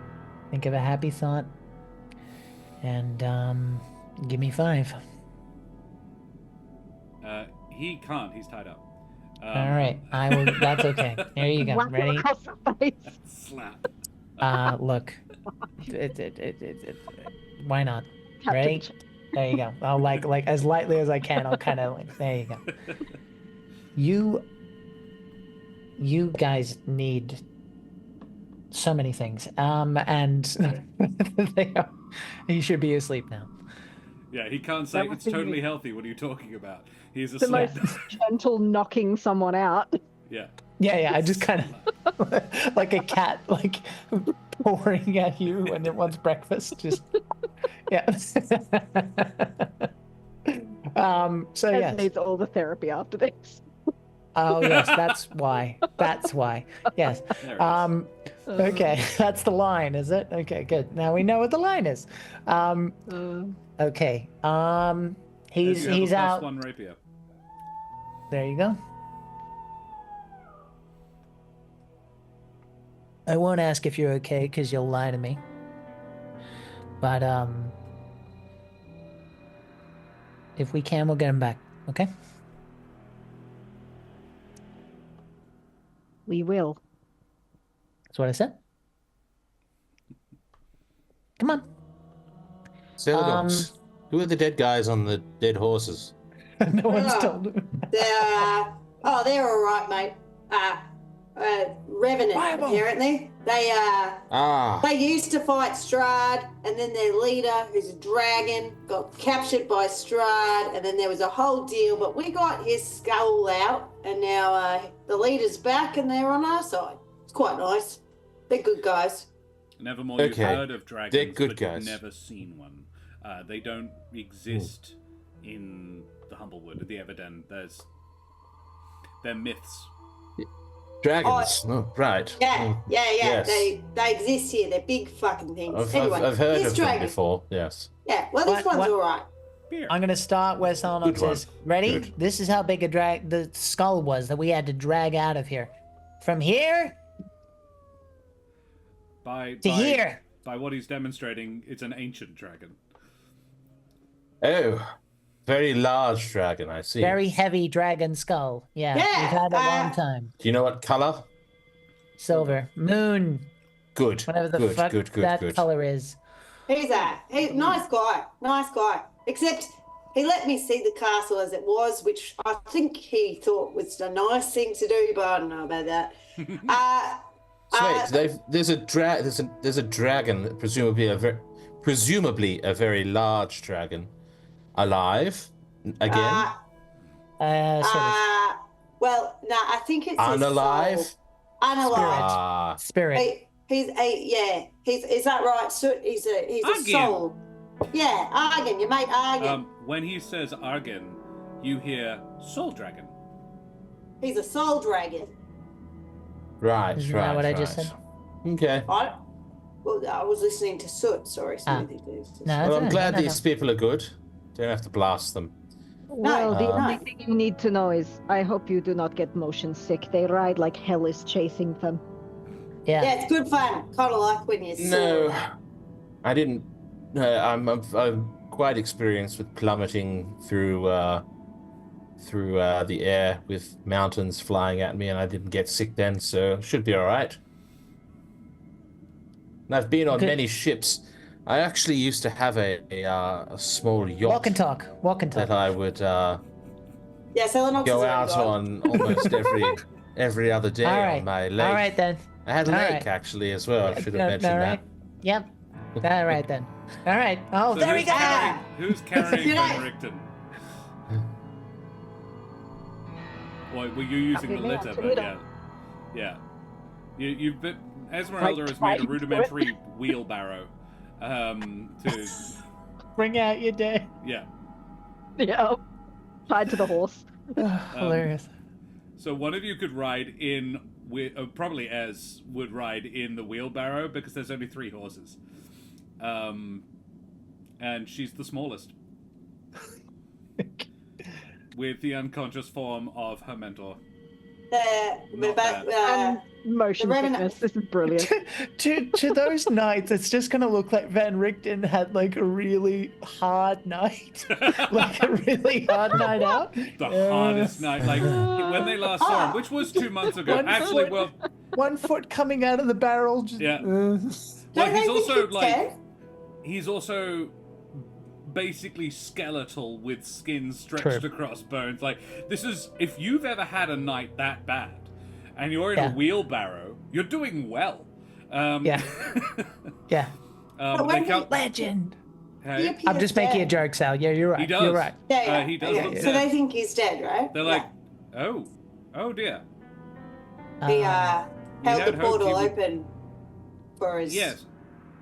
Ah, He's technically undead, but we've got him sedated for 24 hours. right. Good. He's a funny guy, a barrel of laughs. Your experiences So- and mine differ. That's fine. Hello. We're ready to go to the castle now. Hi. So Good to see he you. addresses Nevermore. Oh. Says, Sir Godfrey Gwillem, Order of the Silver Dragon. I you are- am Nevermore. Pleasure to make your acquaintance. He clicks Oh, his well heels. done, mate. You just introduced yourself with one word. I know. No hero of Alderheart necessary. They won't understand that. that's- Congratulations. That's splendid. Well done. A hero or a savior? Both. Why not both? Well, And he because has a bow. Nevermore would know that And those the are two lake. different things. Had. There's a hero of Alderheart, and then a savior of Alderheart is like the next tier up. He would be both though. Yeah, it's like, yeah, well then, an honor, sir. I didn't feel like bringing that up was necessary, but since Selenox mentions it, yes. Hero and savior of Humble Alderheart. as well. Yeah. Well then, Thank you for bringing that up, Selenox. I've got my own little. I've got my own little cheerleader here. it's Wonderful. impressive. Yes, Feathery pom-poms. Oh, Nice. let's go. it's functionally like a knightly order for the Humblewood. He explains to Smoothie and Esmeralda, who might not know. So we do tend to pay attention to that sort of that. So it's very impressive. All right, well, hop on. Who's doubling up, tripling up? I'll ride the with small- Selenox. People. We can discuss the Humblewood. Fantastic. He has a Or boat there. I could just get in the wagon. So right, you are wanting to bring him. No, that's fine. Yes, let's do that. So it takes You're a not couple going of to minutes keep up, to sort though, of, are you? The spectral horses are much faster, aren't they? Oh, can't we just tie the wagon? Oh, can we tow the? I have this mental image of the three of you just riding off into the sunset and Esmeralda wheelbarrowing behind, pushing Van Richten's unconscious body down a mountain. Have you seen Baron von Munchausen? Shall we It's the coming guy round? with Eric Idle's character in Baron von Munchausen. Yes. Just So yeah, no, you spin it around, and she sits in this wheelbarrow hitched like a cart behind, and it's very rudimentary. Like, the wheel is a whole log that has been carved to have so they've got long spokes of an axle just stick out from it, and it's not a comfy ride. It's lucky that she doesn't get motion sick. So yeah, Nevermore. This is fast. You cross half of Barovia in about 2 hours. The knights get you back to Barovia, the village, Barovia, in under 2 hours, where you are taken to the church. Presumably, is where you were heading. Take me to church. As you crest the hilltop, and you get your first sight of Ravenloft, Nevermore. It's a pretty impressive castle. They don't tend to go in for big stone buildings in the Humblewood. It's a lot more, tree-based. But you have, I think, traveled a bit more since. It actually puts you in the mind of the city of molten glass. On the plane of fire, in terms of size, scale, and just sort of we don't build things that big. This thing is the castle is about 300 feet tall. At its apex, I think it's about 360. But the rest of the gang notice that it has changed somewhat.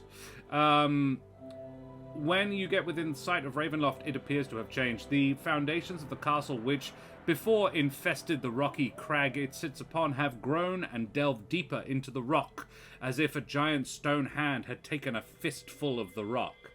The harsh edges, as in like bits of castle, stick out like fingers that have gripped the rock beneath it. The harsh edges of the fortress have softened like wax in the sun. The walls seem to have swollen. The flat faces now bulging out in the middle, the corners oddly rounded. The whole thing is cluttered with spikes and ridges which appear to have erupted rather than being grafted on. Some are stone or steel, while others look worryingly like bone. Is what you see. The town, which was never particularly busy, is, best as you can tell, deserted. No one stalks the streets as you ride through. The knights probably gave you a little bit of the down low of what was going on the ride. People have been going missing, is the short of it. Lord Argynvost has had us out and about, doing what we can. His minions have been abducting people. We're confident. Though very rarely do we ever spot it happening, and we don't know where they go. They spirit them off. It's hard to say if they do it fast or they can turn invisible, or we're not sure. But he seems to be depopulating the place. What, the whole of Barovia. shit? It's Ascension. not complete the process, and it seems to be the thing is focused here, but it seems to be almost random. Anyone we know? I don't know who you know, but probably about a third of the entire population. So pick 3 people you've met. One of them. Right. So Actually, if there is a common theme, it's all the ones with souls. So pick 3 that could smile, that you knew. One of them.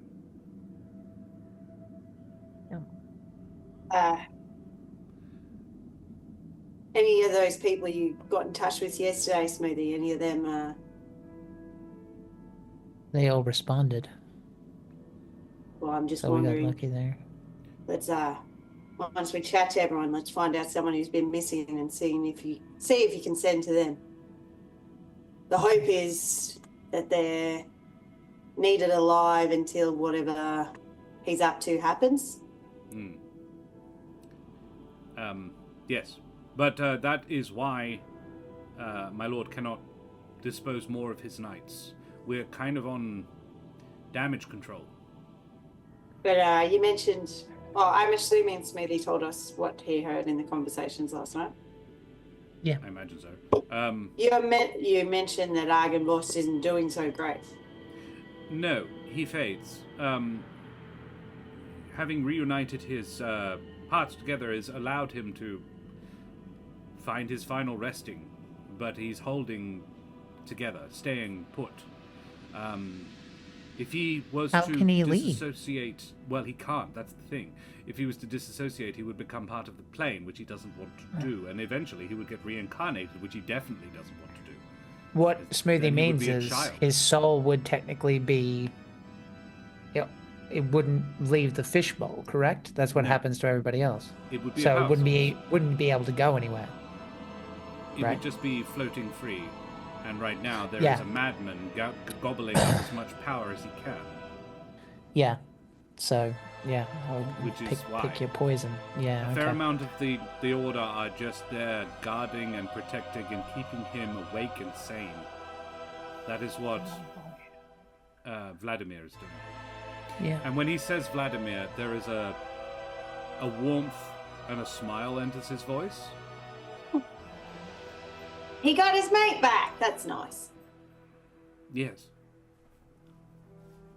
That's what Vladimir's doing.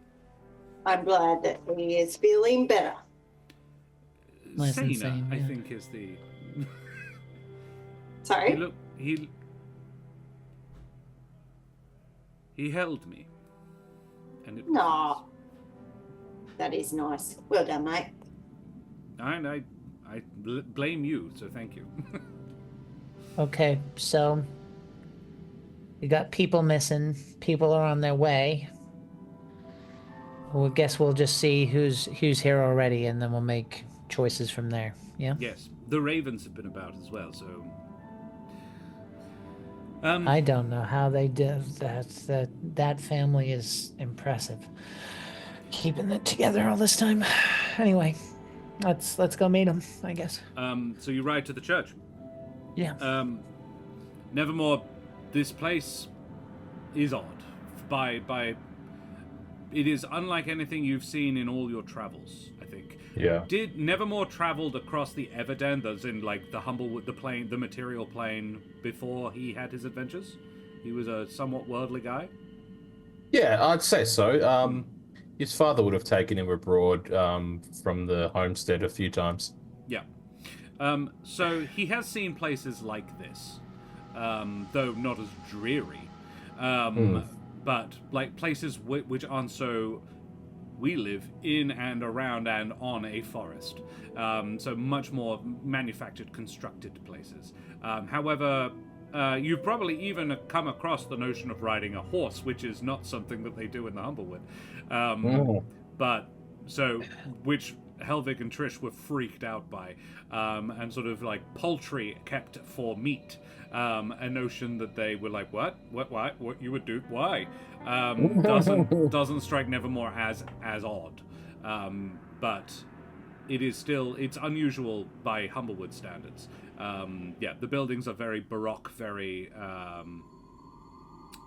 Gothic in style. A combination of the Baroque, the Gothic, and the Tudor styles is basically what the village of Barovia looks like. You get to the church, and yes, feral baby Gallus, as Bishop Blood says, was I think the way it was described back in season 1. And you get to the church, which has definitely seen better days. The windows and doors are not just boarded up, but look to have been fortified. The walls have been scratched by wolves the size of men. gnawed upon, but a light shines within. Well, at least they're home. Yeah. Seems I like should- this is a little bit more of a warm place than the rest of this place that we've traveled through. Smoothie, it is hallowed. As in, by the effect of the hallow spell. Recently, or I always knew that? Recently. Recently. Okay. I think either Father Lucian or the abbot might be here. Which would, I mean, I hope it's the former. Let's get this over with. See what we have to work with, yeah? Knocking on the door. Getting inside actually takes a couple of minutes because they physically have to, like, break the door open. Move barricades they have and things. literally yeah. sealed themselves in.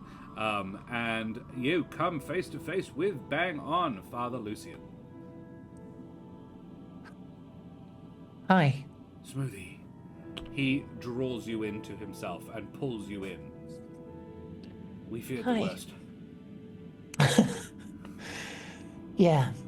Yeah, well, Good. I'm Come in. really Come in. sorry. We didn't mean to be gone so long. No, that's all right. It might actually. Look, everything happens for a reason.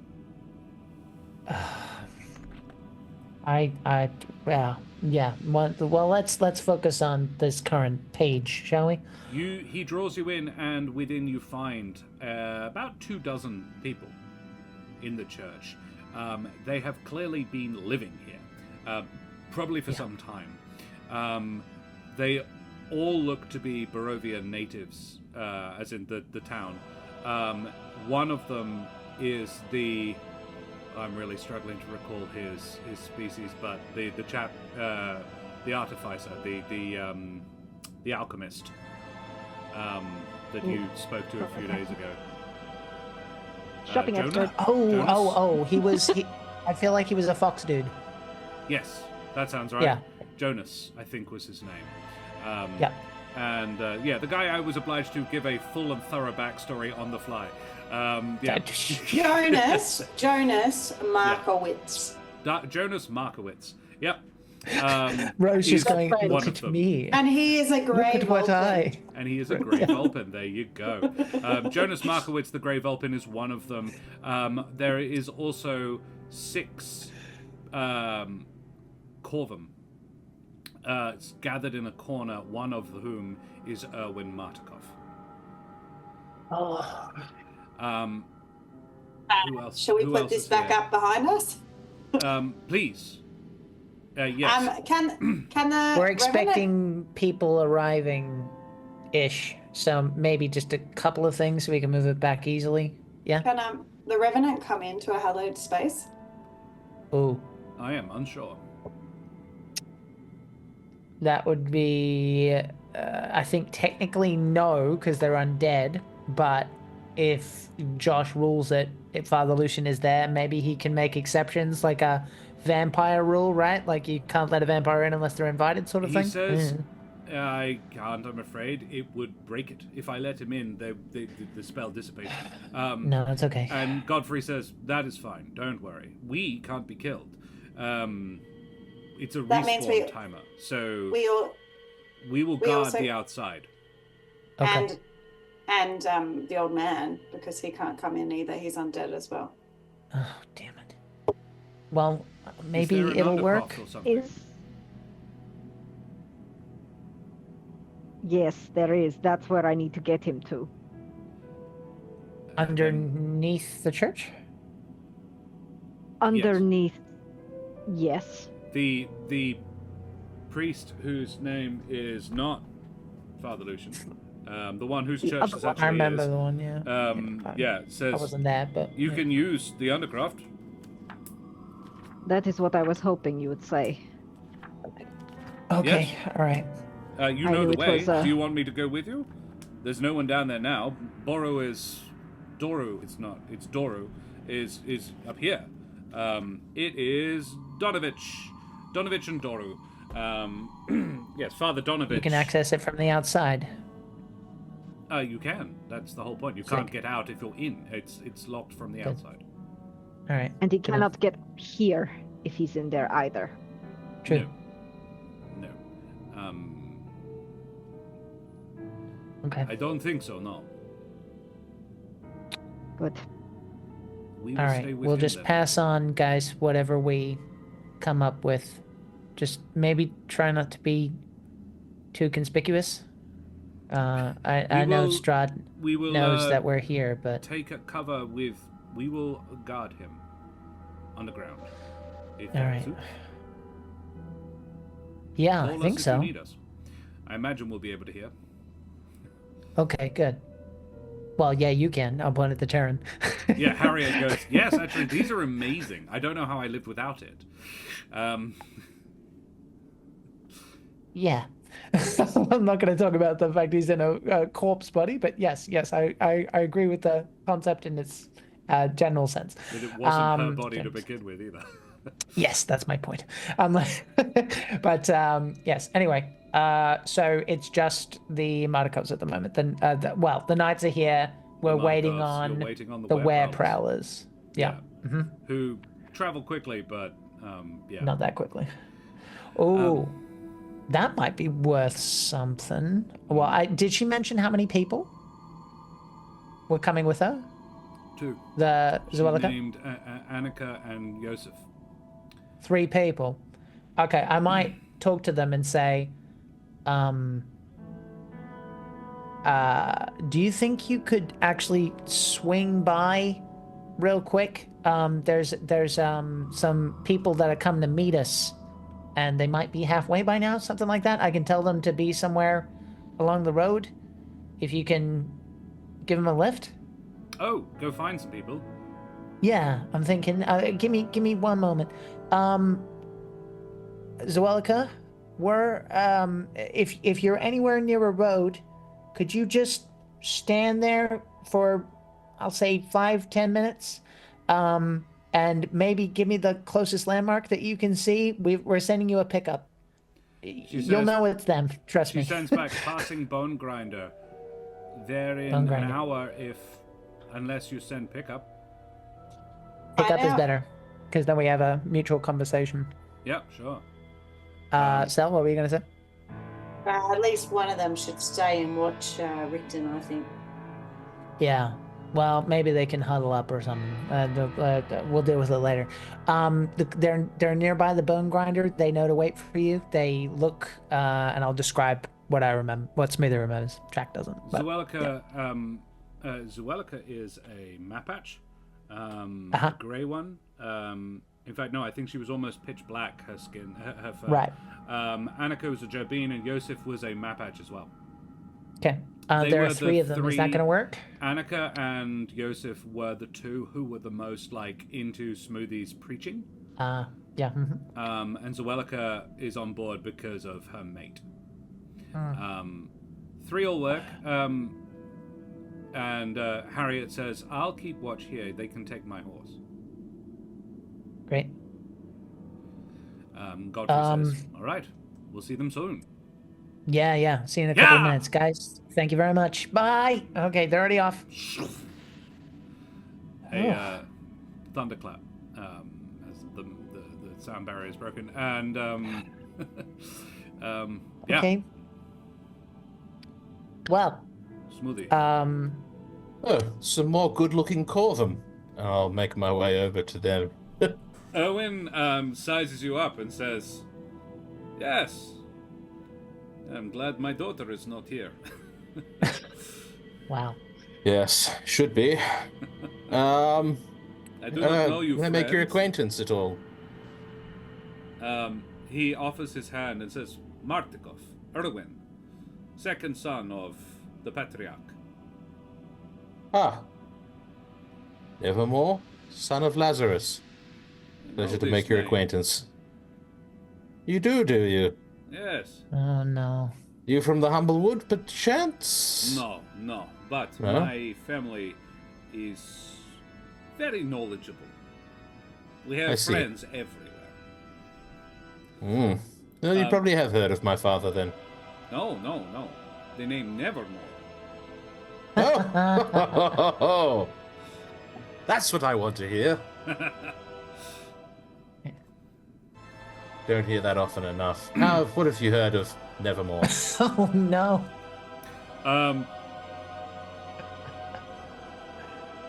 Oh gosh. He says, many things. Hero says one flock. I kind of peer over at Selenox. Savior says another. Spoiled brat said a third. All I true. believe that one. All true. Hey, I own it. He chuckles. Everybody's young once. Exactly. Though I give credence more to... everyone special has detractors. Very true. How you going, Erwin? How many... Have you lost many of the flock? You said your daughter's missing? No, she's just not here. Oh. She is safe. We are cautious, having to move in large groups, larger kindnesses than we prefer to. Mostly at this point, what strength we have left, we don't like to move in the open, as you know, but we are forced by circumstance. We are guarding those we can, where we can. The vineyard and the tavern, primary places of safety. Father Lucian was able to bless the tavern before he left. We have his flock along with ours. We are doing what we can. Those with me stand with you. But, Smoothie, I fear this is the last try. Yeah. This is, around you, you see the vast majority of that which left in Barovia that stands against him. Yeah. If we fail now, there will not be another attempt. We're really sorry. That's not We your know. cross to bear, my friend. I just want you to know. We all stand with you. That's why I am telling you. Okay. Yeah. I imagine this is burdensome, but it's not the intent. I want you to know we all believe, or we would not be here.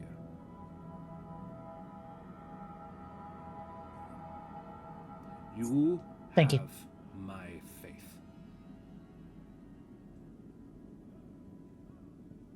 Stand a little taller. And at that, he's Okay. like, good. All right. Yeah, like, he doesn't say it, he just steps away and is like, okay, I managed to get my point across. I didn't make him worse, not better. He was like, oh, this is too much. I'm not saying this right. I'm giving this wrong. And he's like, okay, no, I'm not going to say anything more because I don't want to fuck it up. I think I did better than worse. Good, okay. No, you did A+. Oh, good. Well, in that case, I'm waiting for the cartoon-like skit any second, which means we have more people to talk to. Meep, yeah. Zuelica, Meanwhile. meanwhile, not far away. About 5 minutes elapses, probably more like 10. Sure. Sure. And so, yeah. Who else would be there? Oh, yes. In one corner, Selenox, you notice I want to know who Jack thinks this is. I think I know, but I'm not going to say.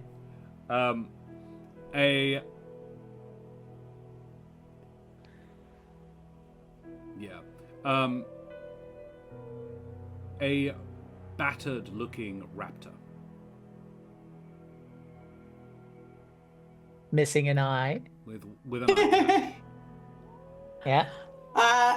Selenox is going to go up and be like, you've looked better, mate. Let's go. You try sleeping on the floor of a church for 3 weeks. That's all it took, mate. Should have at least brought a mirror or something. Come on, didn't you know we were coming? No. I am glad you did, though. How you going?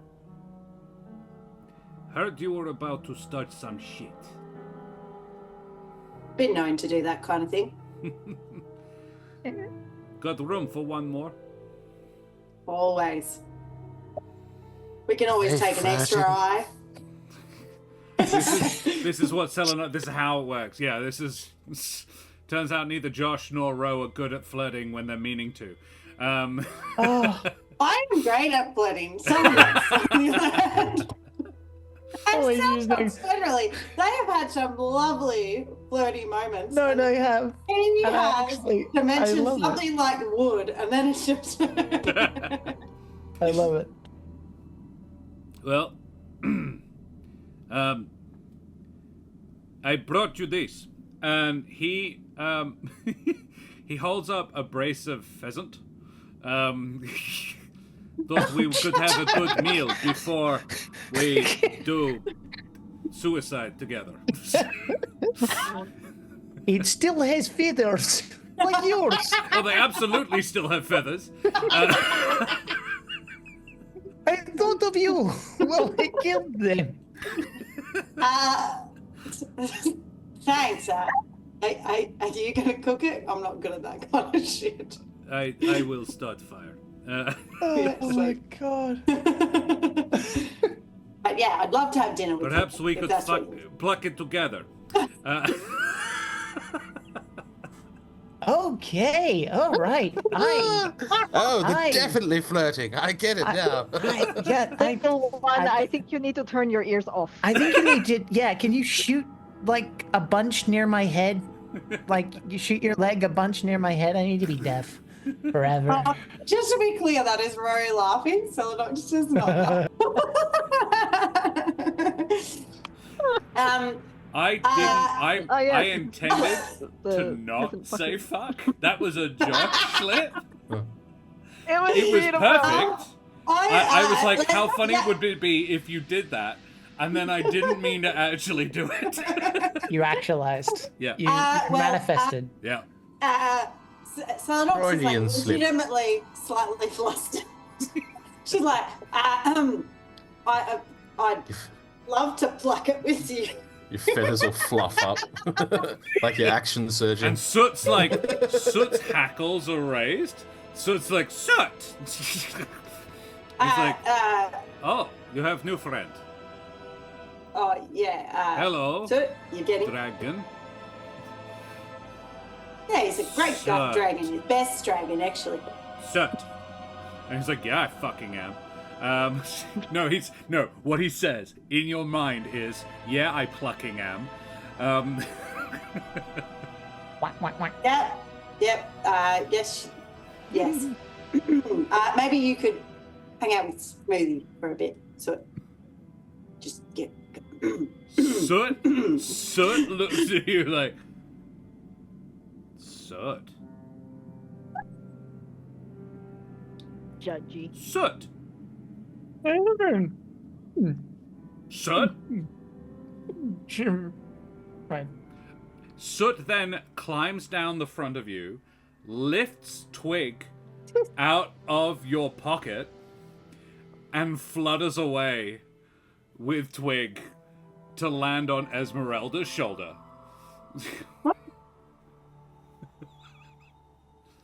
I didn't even think you liked me. He doesn't. Why do you give me plant? Because he's being Soot. petty. He's trying to Alright. make Cell jealous, I think. I have a Don't plant worry. now and dragon thing. Don't worry, she's totally jealous. Guard them Gotcha. with your life. Yeah, he's not happy. Yeah. I think that's what would happen. I don't know if anybody Yep. would. Esmeralda has a constant resting, not right now kind of vibe for everybody. I think and I don't think there's anybody here who specifically knows her. So, yeah, shortly thereafter, the Martikovs, a bird flies through a hole which appears to be made specifically for it. A raven flies through, lands on Erwin's shoulder, and Erwin says, "Oh, your friends are coming." And Okay. 10, 15 seconds later, you hear it Meep, meep. skidding to a halt. Meep, meep. I don't know if this is apocryphal or not, but I think I have heard somewhere that they only paid them for one meep, and then they played the audio track twice. So yeah, in comes Wellica, and yeah, they're looking around like country bumpkins who haven't been inside a building in a while. That's fair. And that tingled as I came in. As they cross the threshold, they all three have a bit of a sort of a ecstatic. It doesn't break the spell, but it's interesting. And Erwin goes, "It's a rare creature thing. Don't worry about it." Okay. And Well, there we're all is together. a moment of sorry, Jack, but No. there is a moment of where Raven and where Prowler eye off each other. Like, these are packs of creatures that don't normally get along. And very much sit on the opposite end of the alignment spectrum if you want to put them there. But Okay. So yeah, that is what you see. Right. I'm gonna look at Selenox. Lucky Just as we're all friends here. Yes, allies. okay. Yes, Allies. Yeah, all allies here. Our clans have long beef, but allies. We're going I to put that would seek aside, to- aren't we, friends? I would seek to do so permanently. There is no need for conflict. And Zuelika Lovely. says, this would benefit our people too. New beginnings. Let's Wow. start today. That was easy. I Did we am just not Kirill. accidentally solve world peace? Yeah, I'm useful for things. I was gonna actually say, I'm gonna say quietly, do you want to talk to them? This feels like soldier stuff, right?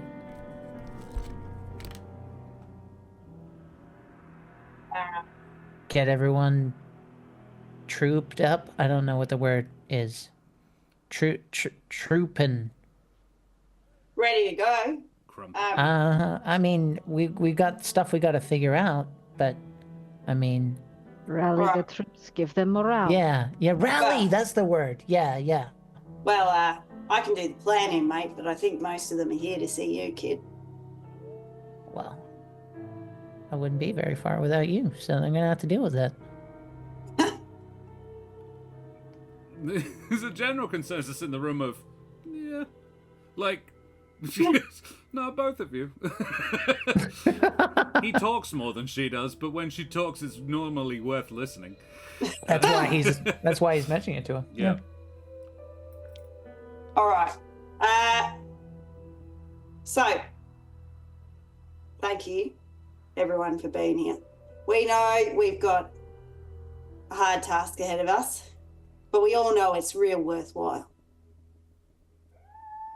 Before we get started into the planning and the fight that's ahead,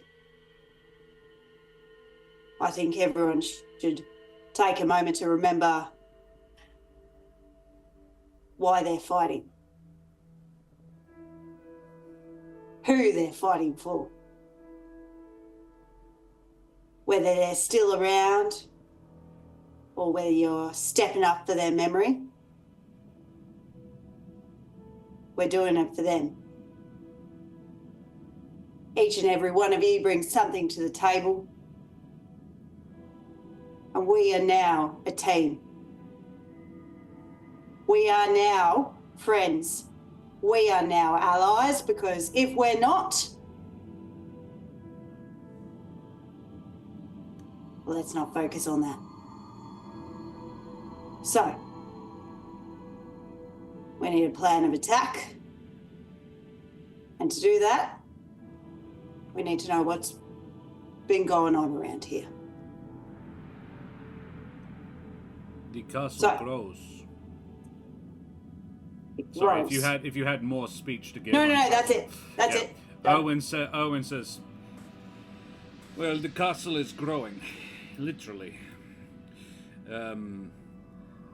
We suspect, because they both began happening at the same time, that the disappearances are directly connected to the fact that the castle is literally growing. Shit.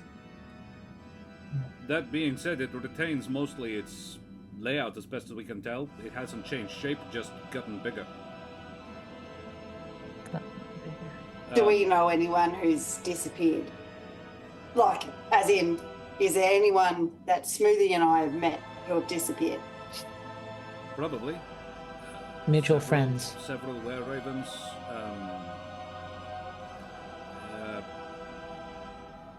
He lists off a bunch of names Smoothie would know, because he's lived here his whole life.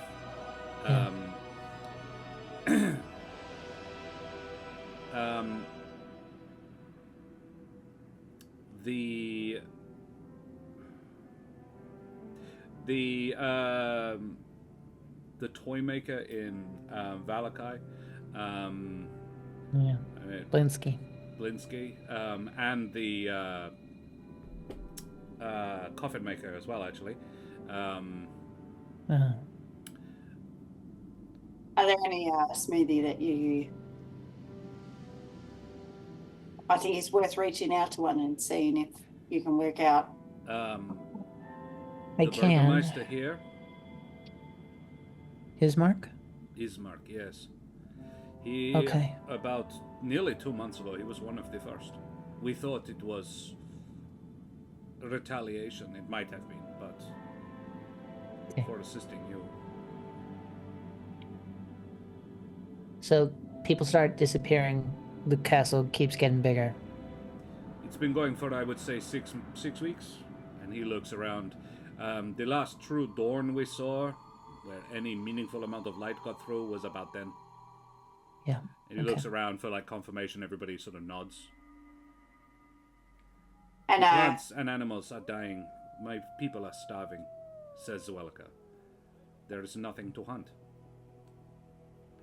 The place is dying. The land is dying. He's absorbing it. idiots drawing from the land itself. That's fucking stupid. No, it's not. This is his play. He's absorbing it all. What's the point of being a ruler that doesn't have anything left to rule? I'm not sure he wants to rule just here anymore. He rules. The ones that appear immune, none have gone missing, that were soulless. Which Okay. I'm reminding, because just to make sure, and for Nevermore as well, about 1 child in 3 in Barovia is born without a soul. The children don't cry. They don't. They live normal lives, but they don't ever express significant emotion one way or the other. They're fully capable of living a normal life, but they're just kind of cardboard cutouts of people.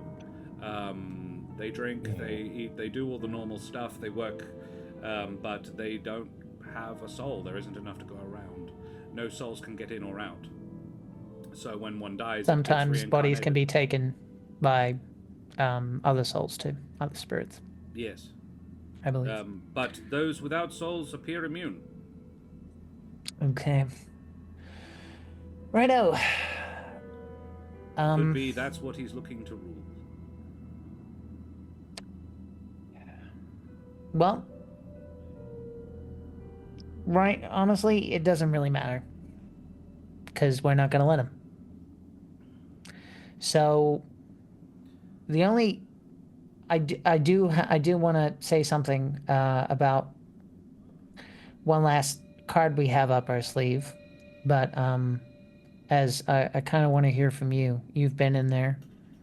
And, if you got any thoughts, now's the time.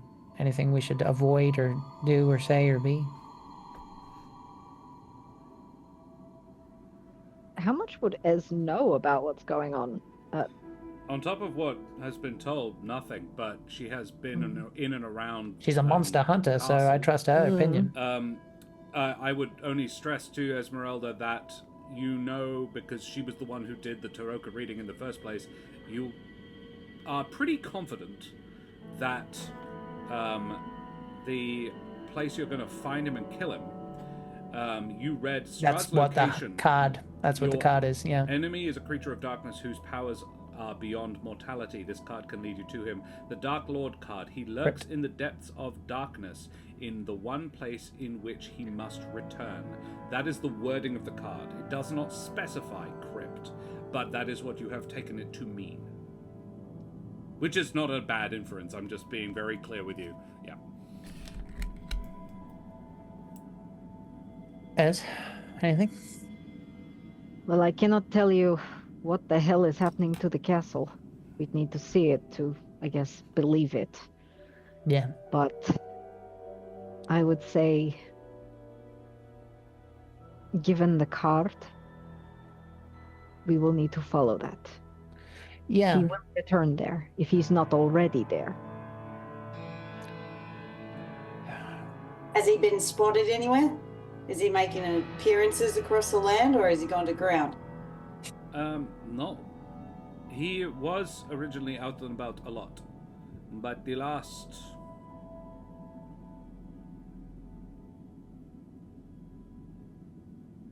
2 weeks, not at all.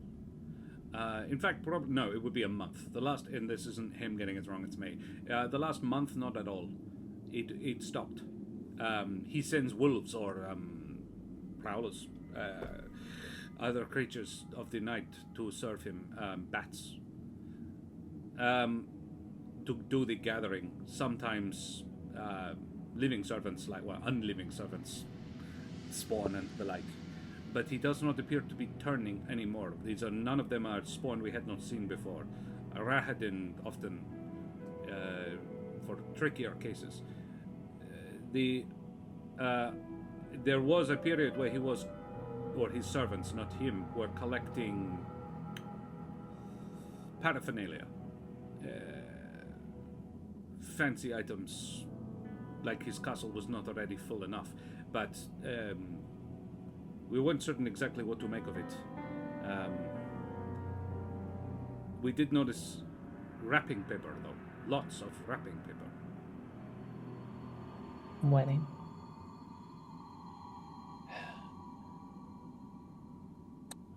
Okay. I don't So- really understand where the girl comes into it. Let me just repeat back what you've told me so I understand. There's things being gathered, people being taken. They definitely have souls, and the castle's getting bigger because these people are being taken, though we can assume a pattern, but we haven't seen it. And we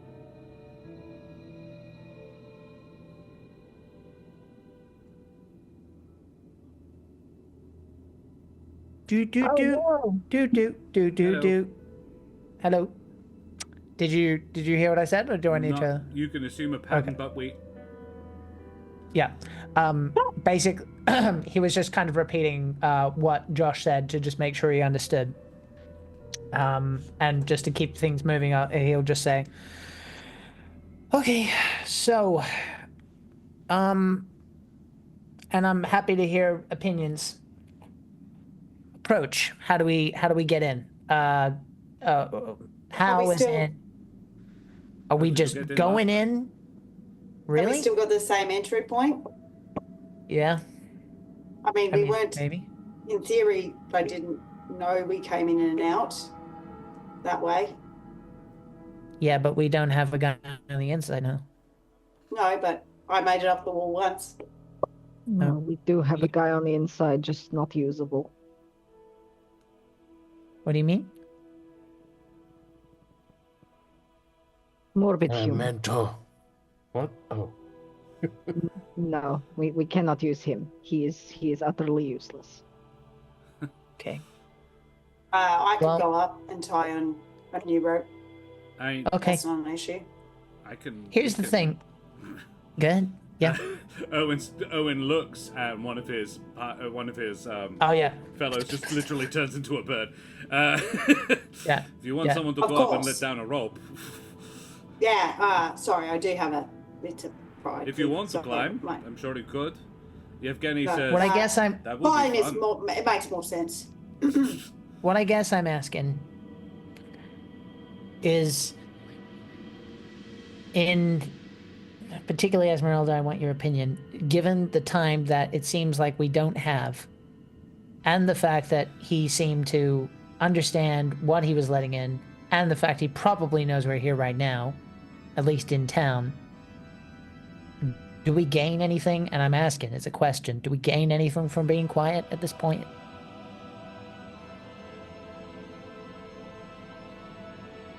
Realistically, probably not. But Unless you've got some trick, Nevermore. Something that could actually get his eye off us, maybe?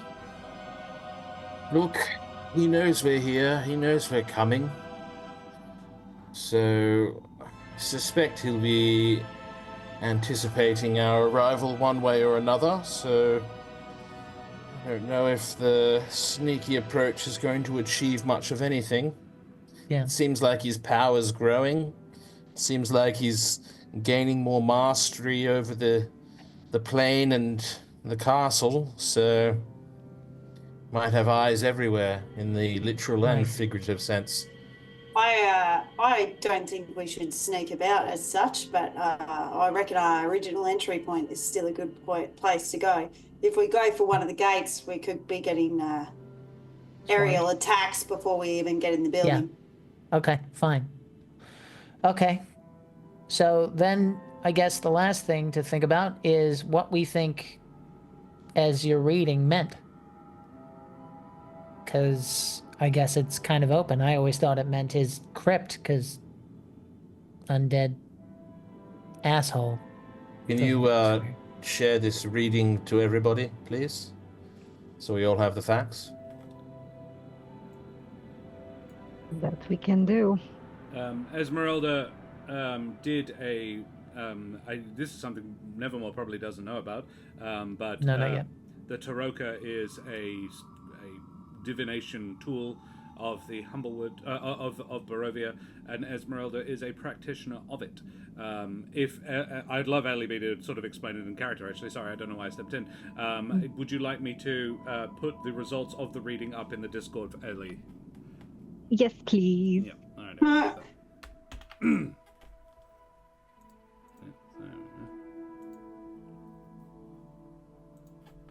Oh, boop. That's the one.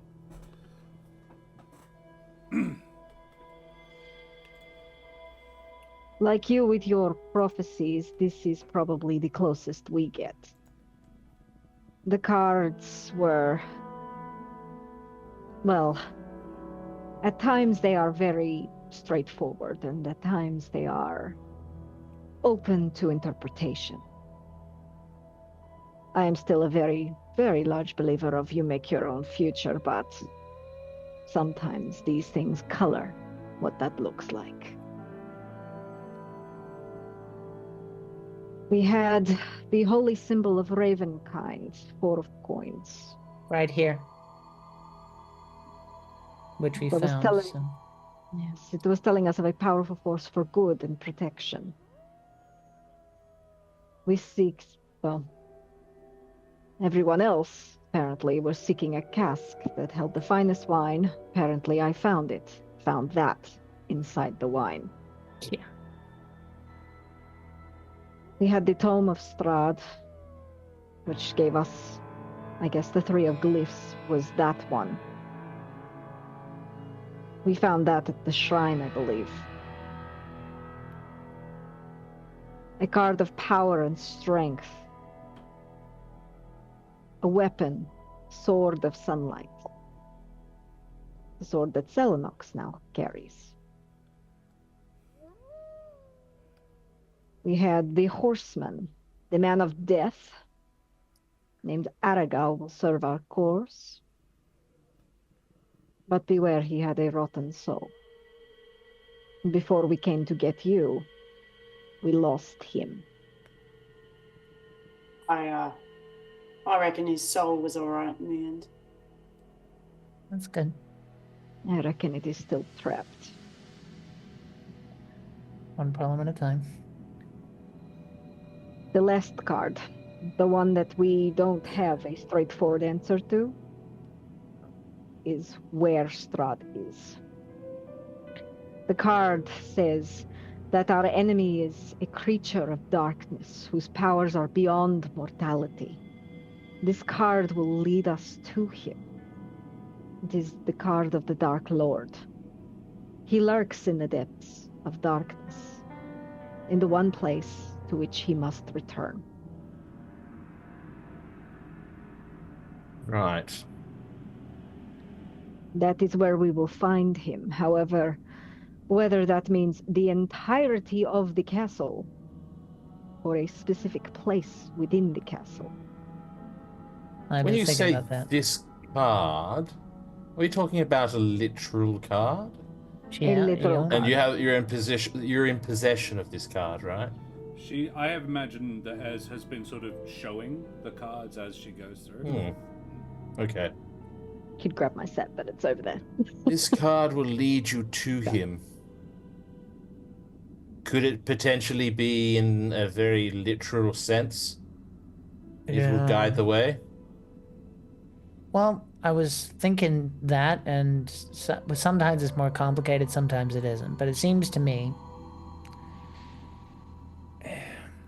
I mean, he didn't get along with anybody, but he cared, if you want to use that word, about his dad, about his mom, about his brother. Don't ask. I'm not. Just bear with me, and Tatiana. Which to me seems like, I don't know, he seems like the kind of guy that might have statues of them. So maybe try and find something like that, some sort of room for them both, or one or the other. His brother might have something. I don't know. And Tatiana, well, that's the church. That's got to be the place that we were in before. Sel and... Do you think all the bodies of these dead individuals still exist somewhere? King They're probably Barov walking was around, not buried, in Barovia. He died before they got there. I feel like so did Queen Ravenova. I believe she died before before she even arrived. But Sergei would be buried here, as would Tatiana. Smoothie doesn't know necessarily any of these things. Neither does Jack. He's just making assumptions. Yeah. He's the only surviving family member. Yeah. To me, it seems like if they died, Strahd would make a play and just go, yeah, they're buried here in this place that I made for them. But that's conjecture. I don't know one way or another. Just seems on brand. Anyway, It would be in the crypt. Would be a logical difference, anybody would think. Yeah. Well, I keep coming back to the crypt, but you know what? Maybe it'll be as simple as we walk in and then he knows where we are and then we do what we gotta do. Right? Nevermore, do you think he can do some sort of magic to get the spell to lead, the card to lead us? Is that what you're implying? Well, I wonder if we, I don't know, do I have your permission to hold the card? I don't know if it's sacred to you in some way. Gonna hold my hand out. Do not damage it. Oh, I was just going to rip it in half, and of course not. Snatch it out of your hand. I'll kind of reach into my little sack and I'll just start rigging up a little bit of string in like a knot formation where it's almost like you hold it on a piece of string and it's holding at the bottom. And I'll just kind of walk around, see if it's like if it sways in a particular direction at all. Kind of like, you got the diviner for finding water. Yep. It's just like, I don't know if that's something they've even considered before or tried, but I just want to see if that kind of works while they keep discussing. physically where you are in relationship to the castle is pretty much directly beneath it. The village sits in a sort of valley underneath the crag upon which the castle sits. So, and the church, I've decided, is pretty much bang underneath on one end of the town. So it is. If you go outside, you look up. You are looking up at the castle, pretty much directly about 1,000 feet above your head. And Nevermore, make me an Arcana check. Okay.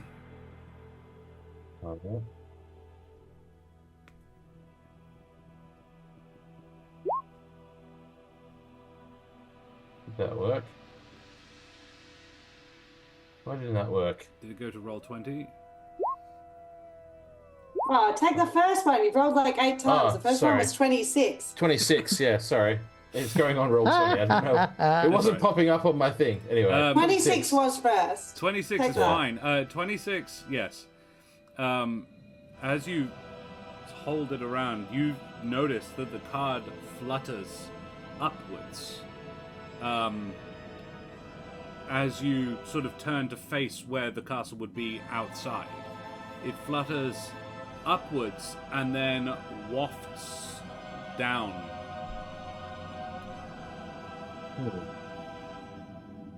Yep, well, I figured it out, everybody. You were right. It does lead towards this depths of darkness that you're referring to. It seems in the literal sense. I'll kind of hand it over to Esmeralda in one piece. There you go. Esmeralda, can you also make an Arcana check, please? That I can. Seems like it kind of almost moves in the direction of where we're aiming to go. Are you happy with the 15? You've got a D4 to add to it if you want. You also have Flash of Genius if you want to. Ooh. Don't forget about that, because it's Yeah, I get the feeling. I think we could have used that Uh, in the past.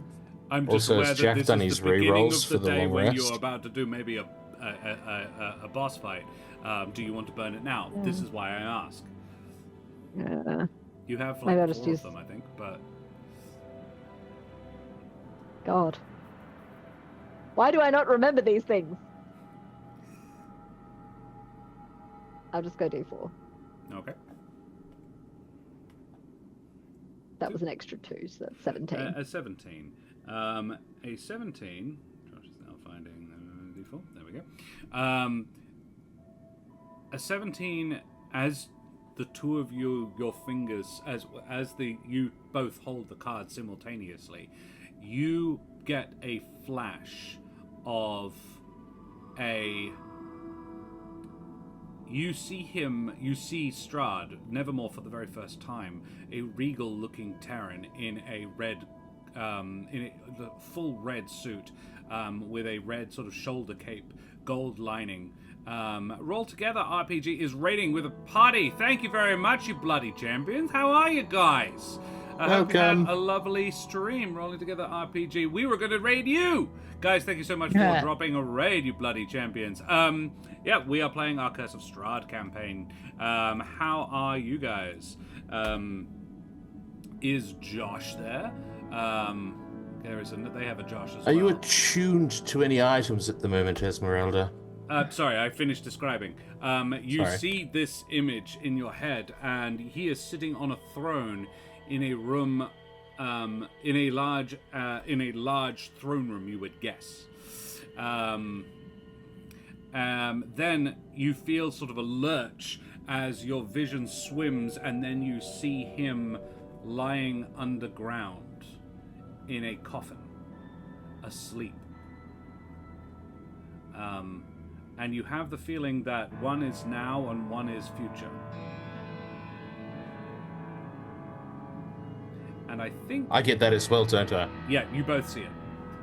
And I think we'll leave it there. Quickly dehydrate. Don't do Very me well. first. Carry on. Hope things aren't too scary. Things are getting to a scary point rolling together. Let us actually have a quick shout out, because that's what we do. Shout out at Rolling Together. Roll Together RPG are a wonderful bunch of beans and are the leaders of our stream team. Josh is also a fantastic bloke. The Devon Knight has been over to play D&D with us over for our Christmas campaign more than once. They've been over for and in fact his character and Rose's character have a fun on again off again hide and seek game that they play, which is adorable in our Candlekeep Christmas campaign.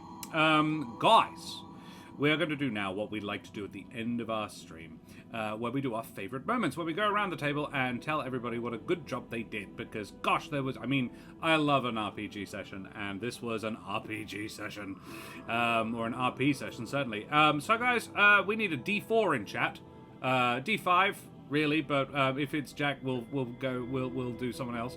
That's 5, that's Ro, favorite romance, thank you very much, Bishop Blood, favorite romance, everybody. I'm going to jump in there right away, and I'm not going to go what you all think. I'm going to go sulky. I'm going to go sending soot away. That was fucking funny. Yeah, I love a deepening relationship, and then you go like, could you just like, oh, that was very, very funny. That whole thing was lovely. The flirting. The flirting. There you go. The attempt at flirting. I'm not even sure what that was. It apparently flirting. It works. He is into her. We get each other. Yeah. Accidental cheerleader. You and Yevgeny. Yeah, exactly. Thank you, Bishop. That was going to be my one, being my accidental cheerleader. Just reminding Nevermore that he didn't bring up his additional titles, but it just turned out that I was around individuals who would respect something like that, which is just a welcome change. But also just this kind of like the kind thought of sending Soot out with Smoothie to help kind of shield from the rain and keep him warm when it's a little bit cold. It's just another thoughtful thing that Selenox has done for Smoothie. Like, yeah. Yeah, absolutely. Favorite self? I enjoyed. Do you want to have a think a little bit while Jack tells you? Because we're doing favorite romance, Jack. The flirting. Use an extra eye. Was hilarious and in the best way, because like that comment in particular was like if it was said in the wrong way, it could be sounded like it's insulting, because it's like, haha, you're crippled, but like instead it was just like, I accept you for who you are, you have one eye, you know, let's just keep moving. It was very Salanox, and just like I don't give a shit, you're cute, let's bang. And I liked it. So yeah, that comment in particular was very on brand Selnox. The kind of person to be like, you're my friend, I like you. Just like, yes, I like you too, Selnox. Good job. I liked the soot stuff today, but I liked my speech as well. Yeah. So I did pretty good on the fly. 100%. It was amazing. Blood agrees. Good speech. Marvelous. Alrighty. Well, unless there's any more, we need a D4 in chat, please. Bloody good speech. I'm gonna probably replay the VOD after this to watch it again. Well, I will get I normally get the YouTube episode up within 24 hours, so if people missed it, they are welcome to. That's a D4 and a 4. That's favorite LEB moments. Favorite Esmeralda bits. What did I write? I hate you, good night, is what I wrote. Which is self-explanatory, but to be clear for those who just jumped in, Esmeralda and Van Richten, even when it could be the last time they ever see each other, could not get over their own bullshit, which is very on brand. Just kind of like, I hate you. Yes, I guess I hate. I don't actually. I'd really like to actually have a open, honest moment. No, but I hate you though. Okay, if that's what you need, sweetheart. I will not hold your hand. That's right. Yeah, which is honestly, like, I can sort of see it, right? It's that kind of, if Esmeralda started acting quote unquote differently. I mean, I think Esmeralda's capable of it, and we've seen it, but it's almost always when she's not in a good place, when like, her mask is her comfortable place, at least at this point in the story. And if she's not in a comfortable place, it's when she's extremely stressed and worried and not in a quote unquote good place. So for Esmeralda to then go like, I love you ultimate, and the blah blah blah, he'd be like, oh wow. It would probably be like, oh wow, this is probably too much for me. Hey, like, I'm not used to this. So it was very in character, is my point. I liked it. I enjoyed the callbacks to the like the sickness. Like as soon as they showed up, like warning Nevermore about how fast they were and how you like didn't like the riding on them because of the motion sickness stuff. I enjoyed those callbacks. Loved it. Loved it. Bishop Blood, I'm also doing this for retribution. I think that's a very good point. Sick. I'm very grateful that today your cam was working, because there's your Esmeralda's an individual of very few words, but the expressions on your face say far more than the words that you would be speaking. You can see it. You can see what's going through your head a lot of the time. It's written across your face, that kind of look of disdain or annoyance or whatever, that goes beyond actually saying something out loud. So I'm very grateful that your internet was working today. On camera. Yeah. It lasted the whole session. I know. Don't jinx it. Ruin it. It did last the whole session. I don't care. No, I know, but don't jinx it for next session. And camera will now turn off. Yeah. Yeah. Don't you fucking dare. I know you. You do it just to spite me. Just to like, ha ha ha, I kid. I really liked turning the notes that Jack wrote and I copy-pasted into my notes from back when, before, the notes on the card reading that I then copy-pasted and then I gave back to you. And I much preferred, I was like, I could give them the download on this information, but it'd be way cooler if Ez did it. And because you weren't the one who actually gave them the reading in the first place. I did, as her. This was before you were a player, so it was very cool to see you then do that and be the character that actually gave them the information. Yeah, I loved that. That was really cool. Taking someone else's notes given to you by a third person and making it real. That was fun. It was fun. Being Broody Ez today was kind of fun. I think Jack kind of got it. She's not okay right now. No.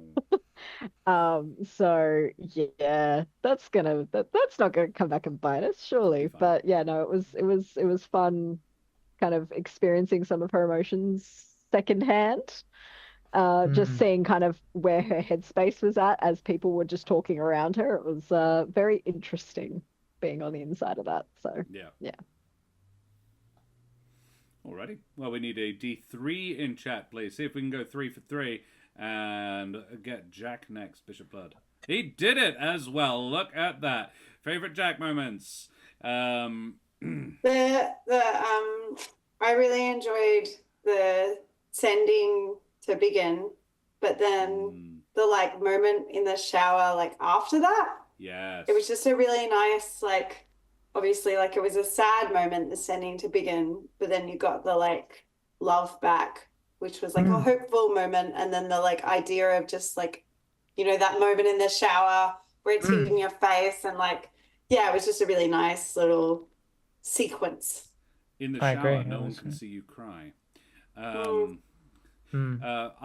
say, I've written it down, and I rarely write these down. This is Barovia.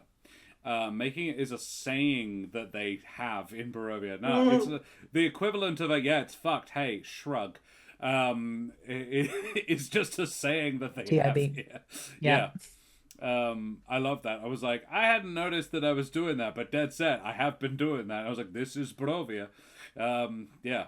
It's like, who else but Quagmire? It's that. Yeah, that was a really cool world-building detail I really liked. Thank you. I appreciated the absolute drilling you gave Nevermore and Irilaf. It was it was very deep and very penetrating. But then Good. And they want to know how. in contrast to that, Nevermore then asking what your whole deal is, and you give the most surface level cryptic answer ever. Like, I just want to talk to him again, or whatever. I can't remember exactly what you said. I just want to talk to him again. And Nevermore, who in reality doesn't really care that much, is just like, okay, cool. So it was just the contrast of like digging and getting all of the information out. That actually wasn't a shallow and answer. then- That was him being honest. But he then, I think he elaborated, did he not? Or am I getting my wires crossed? I think he did. That was when he was like, murderers, people get murdered for their faith. That's what I want, blah, blah, blah, right? That's right. Yeah. You elaborated a bit on that then, yeah. But it just seemed like it was a very big contrast between the two. But you got a lot more information out of Nevermore than I was probably going into the episode willing to give. So yeah. Cool. Good. I really enjoyed Smoothie's. Well, it's just a level of care. So it's we're gonna throw Van Richten and make him feign death, feign sleep, whatever, Yeah. and then just be like, no, we're actually gonna put him into a sleeping state so that he's not able to hear everyone, so that he's not freaking out or worrying. Like, just that level of care that Smoothie has. And just how it carries over into just the little things. Lovely. In contrast to Ez being like, kick him in the face. Yeah, very much so. Okay, fine. There. Everyone has their own love language. Yes. Ours is physical violence. Yeah. That's it. Well, I mean, it works for a lot of teenage boys. Honestly, I really liked being a cheerleader again. I feel like it unintentionally it's kind of turned into the Smoothie Show, but at the beginning, he was very much like, well, at least in my memory, he was like really trying hard to kind of give other people the spotlight and trying to like bring people up and be supportive, which I feel like it was mentioned last time. And it was nice to kind of return the favor, because Selenox has been the Samwise of Frodo and Sam, has been very much the Sam a good chunk of the time. But I feel like the role is interchangeable, and who knows, because Ro is very good at playing Selenox close to the chest when it comes to anything that might make them look vulnerable is the wrong word, because she doesn't mind being vulnerable. Make them look compromised might be a better word. Look like they can't perform or something like that. But being able to just go, what do you think, Sel, was a nice change, because look what came out of it. Like, that was one of my favorite Selenox moments fucking ever, and I'm glad I did it. I think that's ultimately who Smoothie is. He's someone who wants to help, and he wants to remind people that that they are loved and capable of loving, and that's the idea. I love the chat is now deciding which of the Lord of the Rings characters you all are. I would say Faramir for the daddy issues. I opened the hornet's nest. Faramir definitely for the daddy issues. Aragorn is far too well adjusted. Yeah. And it Samwise is Samwise from the the book. books. Yeah. No, we're not racist against mutants. No. Oh wow, yeah, okay, there is that. That's the main critique against movie, Sam. Is it? Well, and Sam in the books, like I was so devastated when they didn't put in Sam's whole hero of Hobbiton thing. Yeah. Well, Right. that would have been Well, I was another. like, That's another movie. Like this is his moment. It's That finally is- his moment. That is straight up another movie, though. That is another 2 Yes. hours minimum. Why I'm has like, it yeah, not let's been do it. another movie? Yeah, absolutely. Just Go about back in Samwise. time, give Sean Astin more money, get back to work. Jesus. It'll be an animated series. Yeah. Oh, that's a good Rohirrim idea. Yeah, film that has That's a recently good been idea because they've got yeah. precedent now. Anyway, Yeah. we're doing stuff. released. Yeah. We need a D2 in chat, please. They've already done it. It's you. No, I don't see it. Anyway, so Josh, Josh, I really enjoyed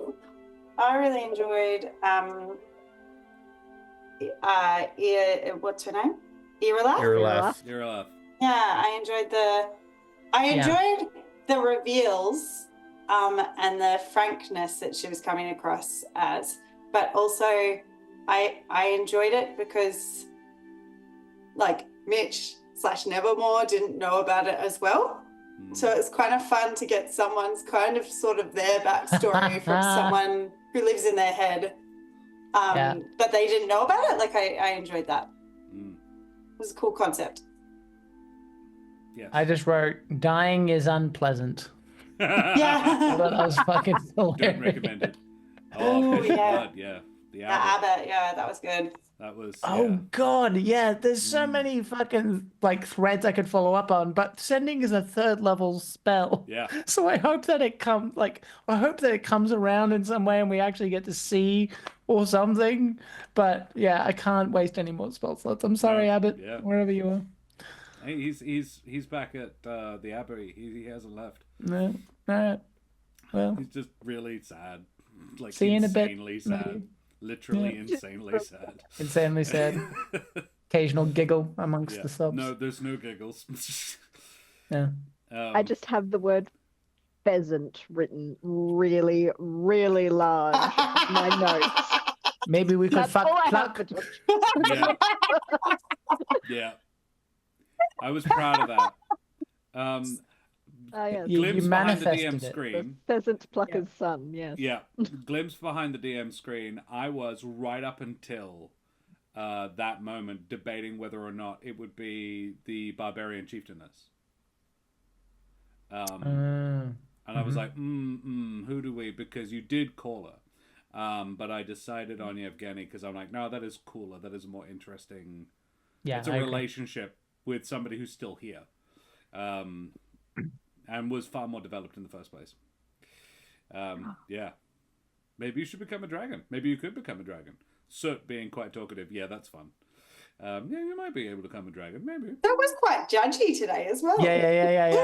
Oh, I remember. Yeah, I was taking a Really? shower Like, and I'm like, I don't maybe know. I can get Boy. reincarnated as a dragon. And then, I'm and a then teenager. special. He just had his growth spurt. yeah, he's just turned Yeah. into a teenager. I'm like, hey, meet this friend of mine. And he's like, Oh. nah, he's not good enough for you, mum. Puberty. Oh no. Single parent mum with a Yevgeny is going to find like frogs in his bed or whatever.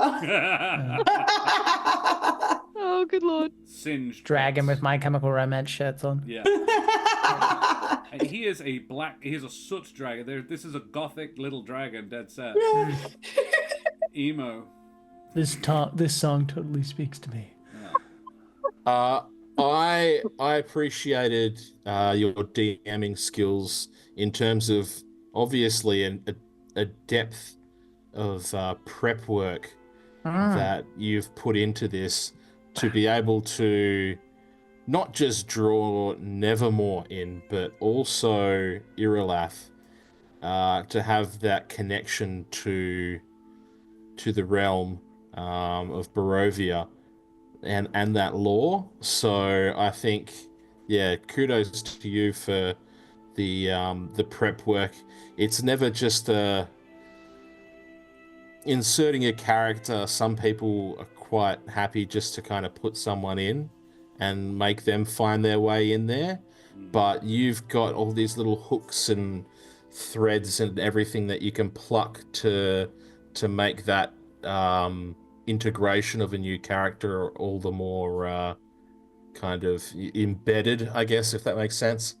And yeah, I also very much appreciated the, I guess, the flip side to Esmeralda's relationship with Van Richten. The relationship that Van Richten has with Esmeralda, that kind of gentle teasing, the, hold my hand kind of thing, clearly knowing that there was going to be a snap back at that. Yeah, kudos to you as well for kind of building that relationship up there too. So, thank you. I had a couple. I really liked the offering as the sword in that.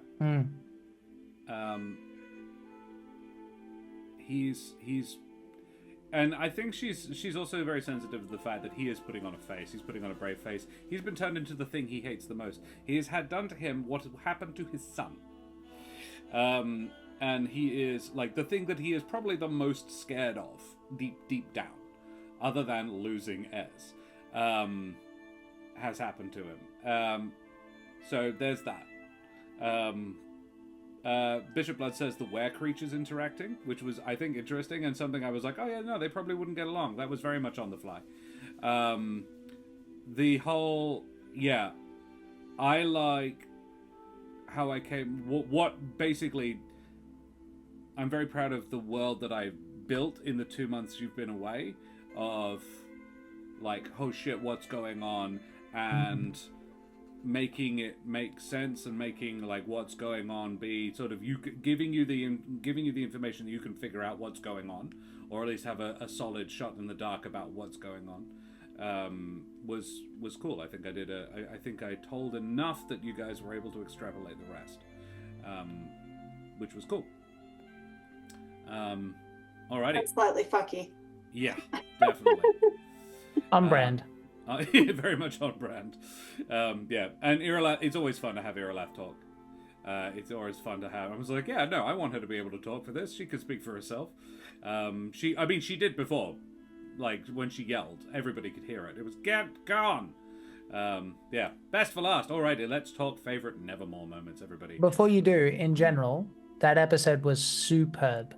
You did a really good job of pretty much everything that I would want from an RP episode. That was one of my favorites. Well done. Thank you. Yeah, no, I agree in terms of favorites. Absolutely. This has been one of the best. I have been so psyched to get Nevermore into this. As not just as a way to feed in new lore and new, but I was excited for the dynamic shift. Of having a fourth player, and a fourth player I knew well, and how would integrate, and I was just like, yeah, fuck yeah.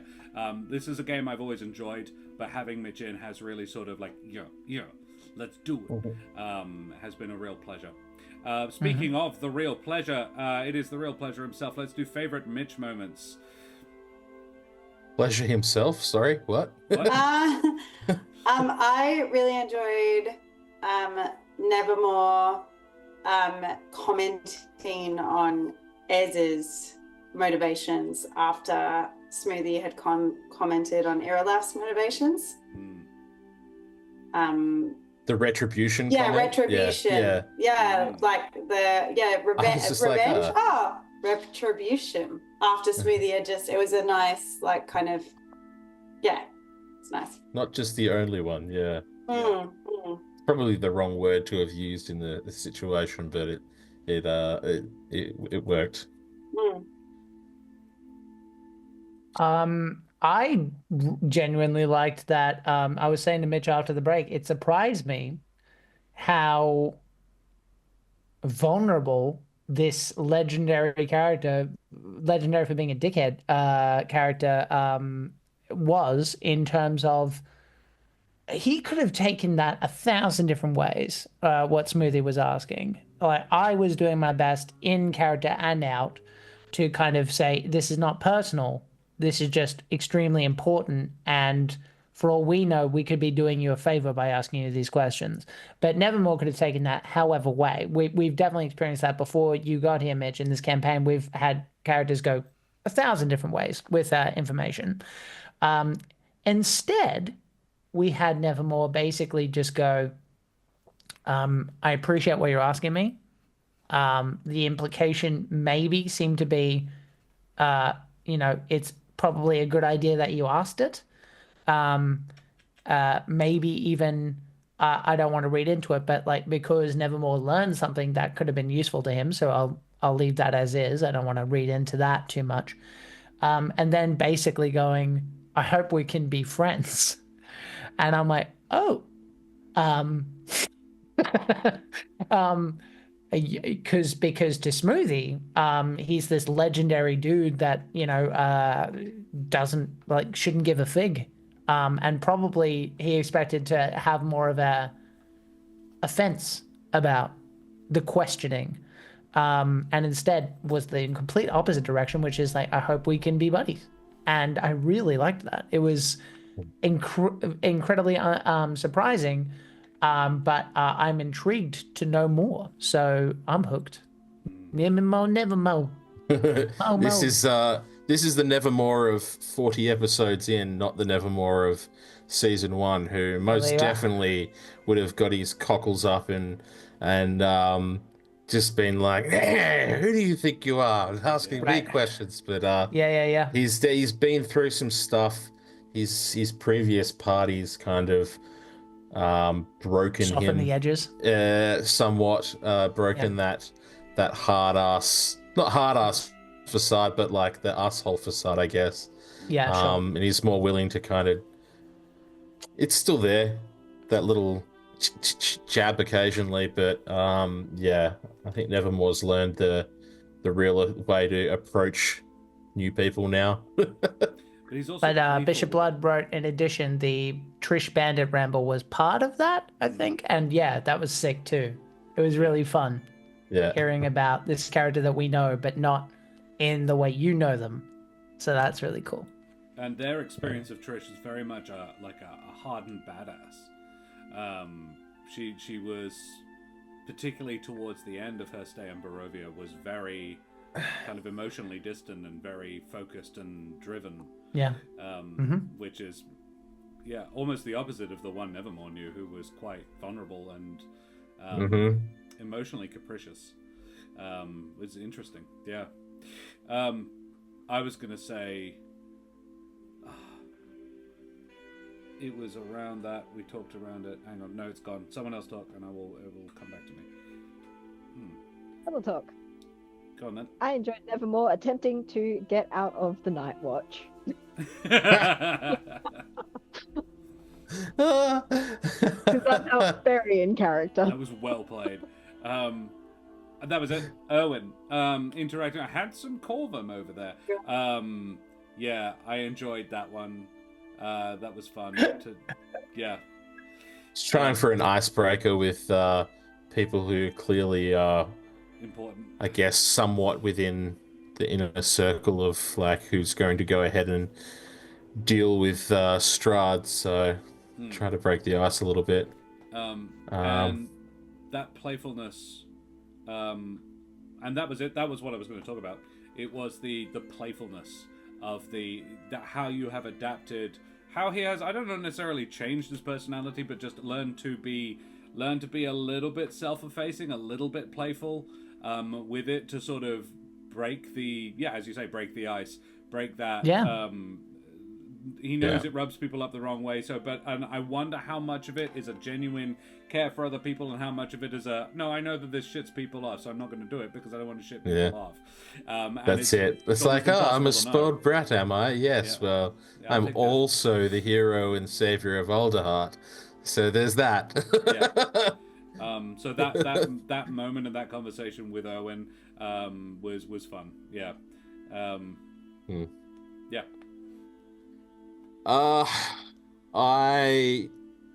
I enjoyed the kind, explaining what I knew and my own motivations when there was that initial kind of, for lack of a better term, inquisition. I enjoyed trying to kind of piece my way through that with what I knew, whilst also not overstepping any kind of boundaries on what you have set in place unbeknownst to me, if that makes sense. So that was enjoyable, but also just I do enjoy just inserting lore from the past into the game, particularly when it's bringing up my birthright and how I lived a very lavish life when I was younger. The motion sickness led very well into traveling around on a boat in a lake, a lake that we owned, by the way. That just bringing it back to bits from the past is super enjoyable, and it is like a little bit of introduction of lore to the party as well that they might not have known about, but they most certainly will know about after I mention it a dozen times. So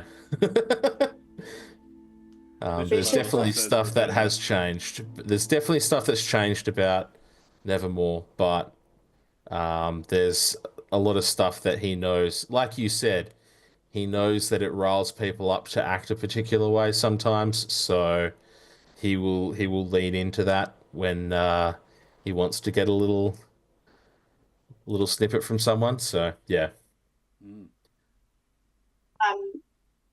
Bishop Blood also mentioned, and I forgot about this one, but the card, that was so funny because we've done all this stuff to like, oh, what does this mean? It's like it levels, or maybe it means this, or maybe it means that. And you just came in and you were like, maybe the card is actually like going to lead us there. Bah. Stick it on a string and. Yeah. All it takes is a fresh set of eyes sometimes. Yeah, I love those, like, sometimes that, that happens so often in D&D where you're, like, trying to dig through. It's like, oh, it's clues, and it's leading you here, and maybe you have to, like, stand like a castle to work out the... And then or it could literally mean that it would lead you there. Has anybody tried the handle? Yeah. Literally science all the time. Just like, have you tried this? Fuck you. Yeah. I fixed it. Turn it up and turn it on again. All right. Alrighty. Well, I think Mitch has been very thoroughly flattered. I think we all have. Guys, it's been an absolute pleasure streaming for you this evening. As Jack says, I think one of the finest sessions we've done in a good long while. So let us go away and find somebody to raid everybody. But before we do that, who the absolute heck have you all been? Ro, who the heck are you? Hi, I'm Roro, and despite the name, I have little to nothing to do with boating. But I do have a boat fact for you today. Now, Yay! I am sure you've always wanted to know what is bad luck and what is good luck on a boat.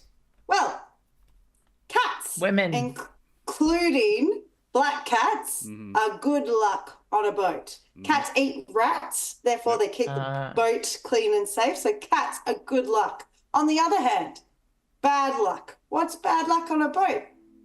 Bananas. Bananas on a boat are seen as bad luck, especially on fishing boats, because the fish will not bite if bananas are on even a nearby boat. So no bananas on boats, lots of cats on boats.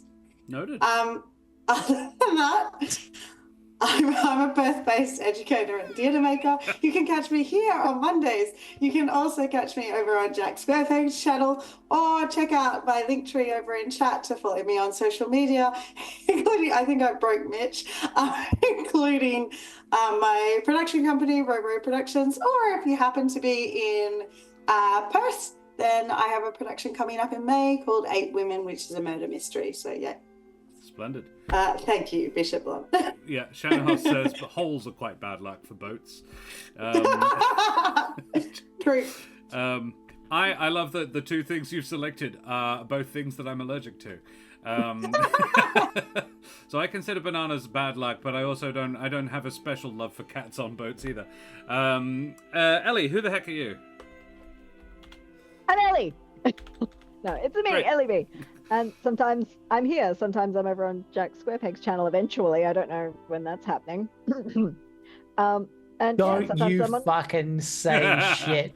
It's not my fault I couldn't get the crew together for a fucking month. Yes, Ellie, go on. Triggered. Scheduling nightmares? Never. What's RPG? that? What's Scheduling? that? What? Yeah. Adulting? What? Don't. Yeah. Yeah. Yes, and if I'm not in either of those two places, sometimes I'm over on my own channel discussing some other stuff. And fun fact, it was Auslan Day yesterday, so you may have seen me doing this a lot. This actually means party. Yeah. So I party. learned which is Happy Easter, and because it's a cross bun, and I had to learn this because I was the Easter Bunny, and I had several deaf children come up, and they needed a way. I was like, the first one taught me. I was like, that is handy. Thank you very much. You don't want to know the word for holidays. Oh, I kind of do. Okay. Ooh. Huh. I am having fun That while Why? learning. around your boobs. Yeah, Why? enjoy. I mean, what do you do on holidays? I squeeze titties. What do you do? I try not to limit Holiday. myself to just holidays, though. Moving on. Everyone's Put a learned ring on it something for today. a reason. Jack, Don't who be a the heck are boob. you? Okay. Hi. Hello. I am the person that Ro and LEB are also on the channel of. You can find me on all the social media garbage at Jack Squarepeg. We are coming up with a whole bunch of shows which will be of your interest. You can also find me with a brand new podcast, which comes out with episode 2, all about vampires, on Sunday, which is going to be the Play Den podcast. You can check it out, PLAYDEN podcast. And the episode after that will be an actual play, which is going to be really cool. It's called One of Us Will Die, which is a social deduction horror game. So while TTRPG stuff is going on, you have to guess who is the person that's trying to get themselves killed, basically. And then if you guess, then you get to get yourself killed in sacrifice. No, Mr. President. So it's lots of fun. And it basically means that people are inclined to do what players are less inclined to do in horror stories, which is die. Everyone wants to die in that game. Yeah. It's fun. Yeah. Play Den podcast. That's all the things. I had a lovely good time. And the next thing you should do, if you can, is you should support Josh, because he does really hard work. And we happen to know how hard he is working on top of everything else. So if you have any spare thingies, you should send it his way, because he works bloody hard for this. So you should do that. Thank you very much. It's very kind of you. Right, Mitch, who the heck are you? Mitch. Big Viking Mitch. Twitter, Twatter, Mitch_Earnshaw. I thoroughly enjoyed tonight. Playing Nevermore once more. Looking forward to a number of more sessions. That's all I have to say. Thank you. Well, mateys, I be Josh the Pirate. You can find me here on my channel, Corsair's Cove, where I run D&D and other RPG-related games with my lovely wife Karen, the mother of bunnies, and all my splendid friends. We have 3 grand more episodes of Midnight and Madness for this season, and we have yet to kill Strahd. But we're getting onto it. I think Mitch is only available for 3 more. He may be available for 4 more. If he is, then there'll be 4. I thought 4. Okay, cool. 4 it is. Excellent. And then there will be a couple of weeks break, and then we will begin again with the Elements and Evil campaign, which is the side-along second other campaign running in the same world at the same time, where the same bullshit is happening. The prophecy is huge and very problematic, and Nevermore is a bit of it, maybe. If you want... some of it, definitely. If you like my majestic voice, but you think I could stand to tone the face down a bit, you can check me out in the podcast There Be Dragons, where I played the infamous and deadly pirate Skern Felspar und his little dragon Rush. And if you have a pseudo-dragon on your boat, you don't need a cat. Strong endorsement for them there. Hope Bennick was able to help out Nevermore. He was. Bennick went to the plane of death with Nevermore. He helped Nevermore get what Nevermore needed, and Nevermore helped him free the soul of his wife. There you go. Some out-of-game lore, Bishop Blood, especially just for you. Guys, we are going to go away and raid somebody now. We are going to raid. Seeing as we've received a Stream Team Buddies raid, we will drop one on someone else that we kind of love. The Eldritch Scribe are playing Dungeons & Dragons right now, so we will drop a raid over on them. So throw your favorite raid emotes up in chat. Tell Des, Raph, and the others where you came from. Show them the love like we always do. And we will see you, same bat time, same bat channel, on next Monday for some more Midnight and Madness. Say goodbye, everybody. Goodbye, Bye, everybody. everybody.